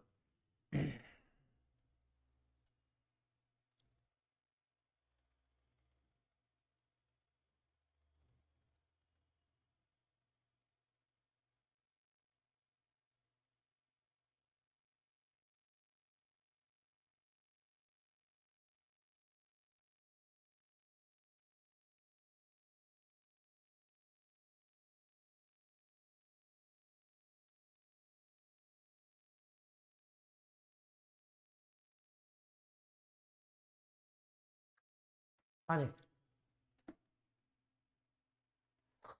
बोलो। Dividend income from Reliance Jio, dividend income from Reliance Jio, amount received in Nepal, Indian income है। हाँ सर, सब में टैक्स हो जाएगी। Income from business in Goa but received in Haryana, income from business in Goa but received in Haryana, sir सब में tax हो जाएगी, इंडियन इनकम है। Income from business in Delhi but received in Sri Lanka, sir सब में टैक्स हो जाएगी क्योंकि इंडियन इनकम है। बेस कॉन्सेप्ट क्या है, कोई भी क्वेश्चन आए सबसे पहले ये देखना वो इंडियन इनकम है कि फॉरेन इनकम है, देन यू विल डिसाइड कि उसका ट्रीटमेंट क्या होगा। कैमरा क्या हो गया भाई, क्या बात हो गई? हाँ जी, समझ आया कि नहीं आया scope of total income? Sir आ गया। क्वेश्चन पर आओ, क्वेश्चंस पर आओ, advance questions. Compute the total income of assessment year 24-25 of mister A if he is ROR, RNOR and NR। Short term capital gain on sale of shares, short term capital gain on sale of shares in Indian company received in Germany. यही वाले examples, जल्दी फटाफट, आएगा कि नहीं आएगा? क्या तीनों में टैक्स करवा दूं? Short term capital gain on sale of shares in Indian company received in Germany, जल्दी बोलो, क्या तीनों में टैक्स होगा? 15,000 सर ROR में तो होगा ही होगा, बिल्कुल होगा। सर नॉन रेजिडेंट में आपने बताया था income deemed to accrue in India, अगर आपने इंडिया में कोई प्रॉपर्टी बेच दी या उससे कुछ रेंट इंटरेस्ट इनकम आ रहा है, डिविडेंड आ रहा है, तो वो टैक्स होगा नॉन रेजिडेंट के केस में, तो दो में तो हो गया। RNOR में सर आपने बताया था अरे इंडियन इनकम है, चुपचाप टैक्स कर देना। ठीक है जी, ठीक है जी, तीनों में टैक्स हो जाएगा। आंसर ये रहा, short term capital gain on sale of shares of Indian company, तीनों में टैक्स हो जाएगा। Dividend from A Japanese company received in Japan, dividend from A Japanese company received in Japan. देखो ROR की तो कोई भी इनकम हुई सारी टैक्स करेंगे, NR की ये टैक्स कर नहीं सकते, बोलो NR की ये टैक्स कर नहीं सकते, कर, अरे आंसर दिख गया क्या? NR की ये टैक्स कर नहीं सकते, क्यों? क्योंकि भाई बाहर जापानीज बंदा जापानीज कंपनी से डिविडेंड ले रहा है, तुम्हें क्या दिक्कत है? नहीं कर सकते। RNOR की सर फॉरेन इनकम है, dividend from Japanese company foreign income है, फॉरेन इनकम RNOR के केस में तभी टैक्सेबल होगी अगर वो बिजनेस प्रोफेशन से हो और वो सेटअप इन इंडिया हो, तो सिर्फ एक इनकम टैक्स होगी। आंसर ये रहा। क्या हो गया यार, कैमरा क्यों बार बार फोकस करता है यार, मूड खराब करता है। Rent from property in London deposit in a bank of London later on remitted to India, क्या मैं ये टैक्स करूंगा किसी भी केस में? मैंने आपको बताया था रेमिटेंस और रिसीव में difference, I already told you remittance और रिसीव में डिफरेंस, रेमिटेंस और रिसीव में डिफरेंस बताया था मैंने। सर नहीं टैक्स होगा, बहुत बढ़िया। ओ ये वाला पॉइंट है इसमें, GAB वाला। रेंट फ्रॉम, ध्यान देना, ध्यान देना क्या कह रहा है, rent from property in London deposit in a bank of London later on remitted to India. आप एक एजम्पशन ये ले सकते हैं, एजम्पशन पर है ये वाला पॉइंट, आप एक एजम्पशन ये ले सकते हैं अगर लंदन में टैक्स हो गया होगा तो इंडिया में किसी को भी टैक्स देने की जरूरत नहीं है। But rent received standard deduction 24-30% has been provided, NAV taken into account, determine total income from house property। आप ये वाला एजम्पशन ले सकते हैं, तब जाकर ये आएगा कि इसका वहां पर टैक्स नहीं हुआ होगा, अदरवाइज रेमिटेंस कभी भी टैक्सेबल नहीं होती। Dividend received in India from RP limited Indian company, तीनों में टैक्स हो जाएगा। एग्रीकल्चर एग्जाम्प्ट होती है, एग्रीकल्चर इनकम एग्जाम्प्ट होती है, चाहे वो कहीं से भी हो, चाहे वो कहीं से भी हो।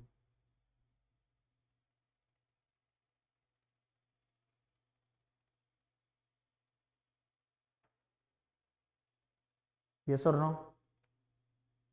ऑल्दो अगर आप एग्जाम में इसको सॉल्व करना चाहो ना तो इस वाले पॉइंट को ना सबसे ही हटा देना, rent from property in London deposit in a bank in London later on remitted to India, इसके दो तरीके हैं।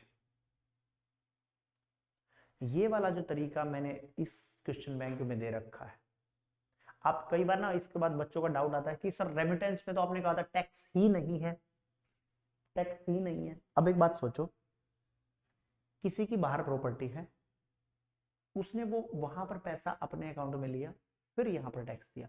अगर उसने वहां पर टैक्स दे दिया होगा तो इंडिया में देने की जरूरत नहीं है, अगर वहां पर टैक्स नहीं दिया तो फिर इंडिया में टैक्स लगेगा। दैट्स वाई आरओआर की इनकम हमने ली है, अदरवाइज नहीं लेते। दैट मीन्स वहां पर इसने टैक्स नहीं दिया है, इंडिया में इसको टैक्स देना पड़ेगा। ये एजम्पशन इसमें डिफॉल्ट एजम्पशन है, डीम्ड एजम्पशन है, ठीक है। अदरवाइज रेमिटेंस पर कभी भी टैक्स नहीं लगता है। Getting my point? Yes sir. चलो चलो चलो, होमवर्क क्वेश्चन नंबर 2 आपका होमवर्क HW। बाकी अब सारे ही होमवर्क है, इसके सारे होमवर्क है, जितने मैं करवा दूं उतने ठीक है, अदरवाइज सारे होमवर्क में जाएंगे आपके। अरे यार ये वाला क्वेश्चन ना, ये वाला जो पार्ट है ये इसका ऊपर आएगा, यहां पर ले लेना इसको। ये पता क्या होता है, जब हम इसको कन्वर्ट करते हैं ना तो वो चेंज हो जाता है और वो नीचे चला जाता है गलती से। क्वेश्चन नंबर 4 नीचे आ गया है, ये टेबल इसके नीचे, तो एक बार इसको जरूर देख लेना।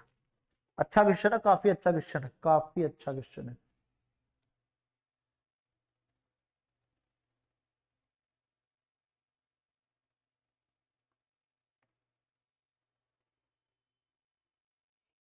ये एक जंबो क्वेश्चन है, ये आपको जरूर कर कर आना है। ये लास्ट क्वेश्चन है, यहाँ पर खत्म हो जाता है ये वाला। ये बिल्कुल होमवर्क है जी आपका, ये वाला होमवर्क HW में लिख लो, मैं नहीं करवा रहा इसको। ये आपको खुद से प्रैक्टिस करनी है, पूरा टाइम लगा के खुद से। पूरा क्वेश्चन जंबो क्वेश्चन है, सारे कॉन्सेप्ट क्लियर कर देगा ये वाला क्वेश्चन। पक्का जरूर करना जंबो क्वेश्चन, पक्का। बाकी छोटे मोटे क्वेश्चन है, ये आप खुद से भी कर सकते हो। चलो एक दो करवा देते हैं, अभी टाइम है अपने पास। Mister Federer, a non resident residing in Sweden, has received rent from Nadal, another non-resident. non-resident से रेंट रिसीव कर रहा है in France in respect of property taken on lease in Mumbai. Property कहां सिचुएटेड है साहब? मुंबई में। इंडियन इनकम की foreign income? Since this income is received outside India from A non resident, Federer claim that his income is not chargeable to tax in India। क्या बोला था sir? Indian income मानेंगे इसको तो deemed to be source of income directly और indirectly through from a property asset in India, it shall deemed to be accrued in India, hence rent is taxable in India. आपको confuse करने की कोशिश कर रहा है, नाम दे देगा ऐसे, Federer non resident Sweden, Nadal another non resident France. बच्चा वही पसीनम पसीना हो जाएगा एग्जाम हॉल में, अरे पता नहीं क्या पूछेगा। पूछा कुछ भी नहीं है, सिंपल बोल दिया प्रॉपर्टी कहां है? मुंबई में। इस चैप्टर का एक ही करक्स है, अगर इंडिया से लेना देना है तो हम टैक्स करेंगे। प्रॉपर्टी कहां है? इंडिया में, तो you have to pay tax in India. Priyanka Chopra वाला, सानिया मिर्जा वाला एग्जाम्पल लिया था, याद आया? हाँ sir. Mr. A, citizen of India, left for USA for the purpose of employment on 1/5/2023 को। हाँ जी, mister A citizen of India left for USA for the purpose of employment. आपको क्या लगता है? मैंने एक्सेप्शन बताई थी, अगर कोई एम्प्लॉयमेंट पर्पस के लिए बाहर जा रहा है और वो सिटीजन ऑफ इंडिया है। हाँ सर, अगर कोई आ रहा है तो क्या था सर? सिटीजन ऑफ इंडिया और इंडियन ओरिजिन। लेकिन दो बंदे बाहर जा रहे थे as a purpose of employment और as a member of crew of Indian ship, उन दोनों में सिर्फ एक कंडीशन थी, वो सिटीजन ऑफ इंडिया होने चाहिए। चलो, he has not visited India thereafter, Mr. A borrow money from his friend। तो सबसे पहली बात तो ये, यहां पर आप इसका रेजिडेंशियल स्टेटस निकालेंगे इस क्वेश्चन में, इतनी लाइनों से 1.5 लाइन या फिर 1.5 लाइन से आप इसका रेजिडेंशियल स्टेटस कैलकुलेट करेंगे। ठीक है sir. Mister A borrow money from his friend mister B left India 1 week before. चलो ए से पैसा लिया था to the extent 10 lakh and buy shares of X Limited Indian company। कोई फायदा नहीं, क्या बोल रहा है पता नहीं। Discuss the tax eligibility of interest charge 10% in the B hand where the same has been received in New York।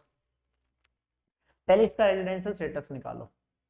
ये अगर किस पर्पज के लिए गया सर, एम्प्लॉयमेंट पर्पज के लिए, तो क्या इस पर 60/365 डेज वाली कंडीशन लगेगी? सर नहीं लगेगी। इसका रेजिडेंशियल स्टेटस कब आया, ये कब निकला सर? ये 1 मई को ही चला गया। इंडिया में ये कब रुका सर? अप्रैल और 1 मई, मतलब 30 डेज अप्रैल के और मई का एक दिन, टोटल 31 डेज। नॉन रेजिडेंट हो गया स्टेटस। हाँ सर, आंसर देखते हैं। Receiver B is a non resident. अरे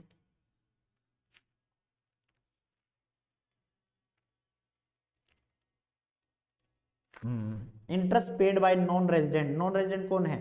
ए का भी स्टेटस क्या है? Non resident. To any person mister B other than carrying for business, NR को पेमेंट कर रहा है, not deemed to accrue as resident in India. Interest receive by mister B from mister A is not taxable in India. अगर एक NR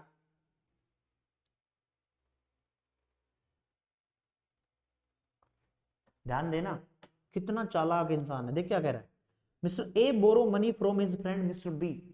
ए ने money बोरो की B से, और बी इंडिया छोड़कर गया है एक हफ्ता पहले। मतलब अगर वो 1 तारीख को ए गया है तो इससे 7 दिन पहले, दैट मीन्स मोटा मोटी 24 तारीख को, मोटा मोटी 24 अप्रैल को, 24 अप्रैल को बी निकला है। पढ़ो ध्यान से, yellow line. Mr. A borrow money from his friend Mr. B who left India 1 week before Mr. A departure. A का हमने रेजिडेंशियल स्टेटस निकाला सर, ये तो 31 डेज रुका था इंडिया में, नॉन रेजिडेंट। बी क्या होगा? अरे ये तो इससे भी कम दिन रुका है, ये ऑटोमेटिकली नॉन रेजिडेंट है।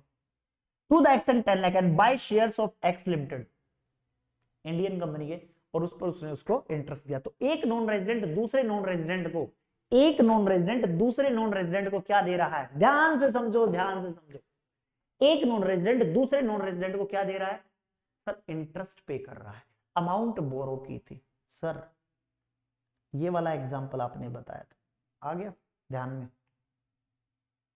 Interest payable, money borrowed, non resident. Non resident, मैंने क्या बोला था? मैंने कुछ लाइन क्रॉस करके आपको एक बात समझाई थी। एक नॉन रेजिडेंट दूसरे नॉन रेजिडेंट को पेमेंट कर रहा है। हाँ सर, किस बात के लिए पेमेंट कर रहा है?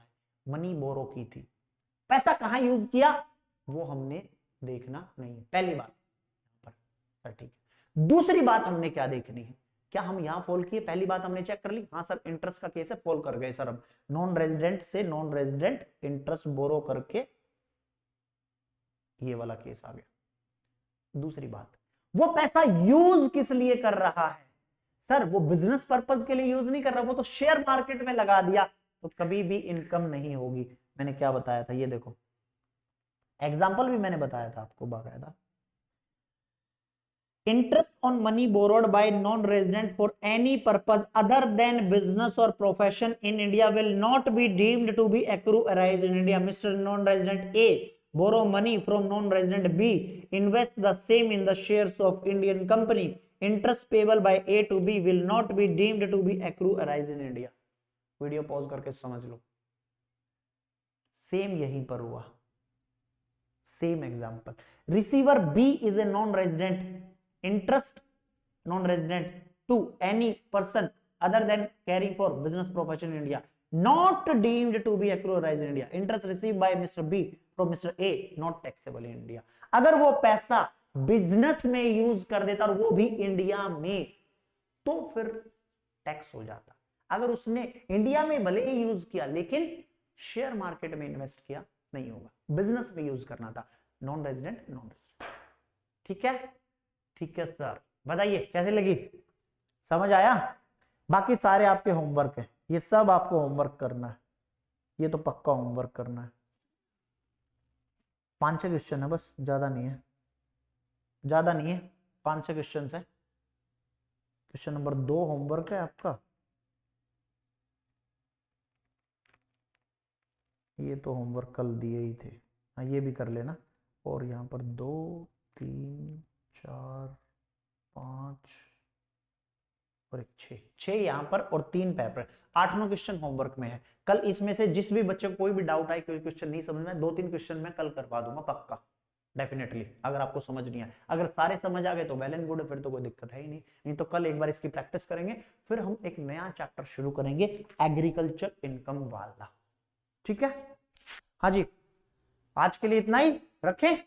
कैसी लगी क्लास जरूर बताइएगा, और मिलते हैं आपसे कल एक नए चैप्टर के साथ, नई शुरुआत के साथ। एग्रीकल्चर इनकम पहले करेंगे इसका होमवर्क का क्वेश्चन, अगर किसी को डाउट आया तो, अदरवाइज नेक्स्ट चैप्टर। पूरा का पूरा सारे के सारे कॉन्सेप्ट मैंने क्लियर करवा दिए हैं, A to Z concept question मैंने करवा के दिखाए। मैंने सारे कॉन्सेप्ट आपको ऑलरेडी बता रखे, आपके सारे क्वेश्चंस बन रहे हैं क्लास में। अगर अब घर जाकर नहीं बनते, दैट मींस दोबारा एक बार क्लास को देखना, समझना कि सर क्या कह रहे हैं। स्टिल कोई डाउट है, you can ask me on this number 7 to 8 PM। Thank you so much, bye bye, take care, love you all, thank you so much, जय हिंद, थैंक यू।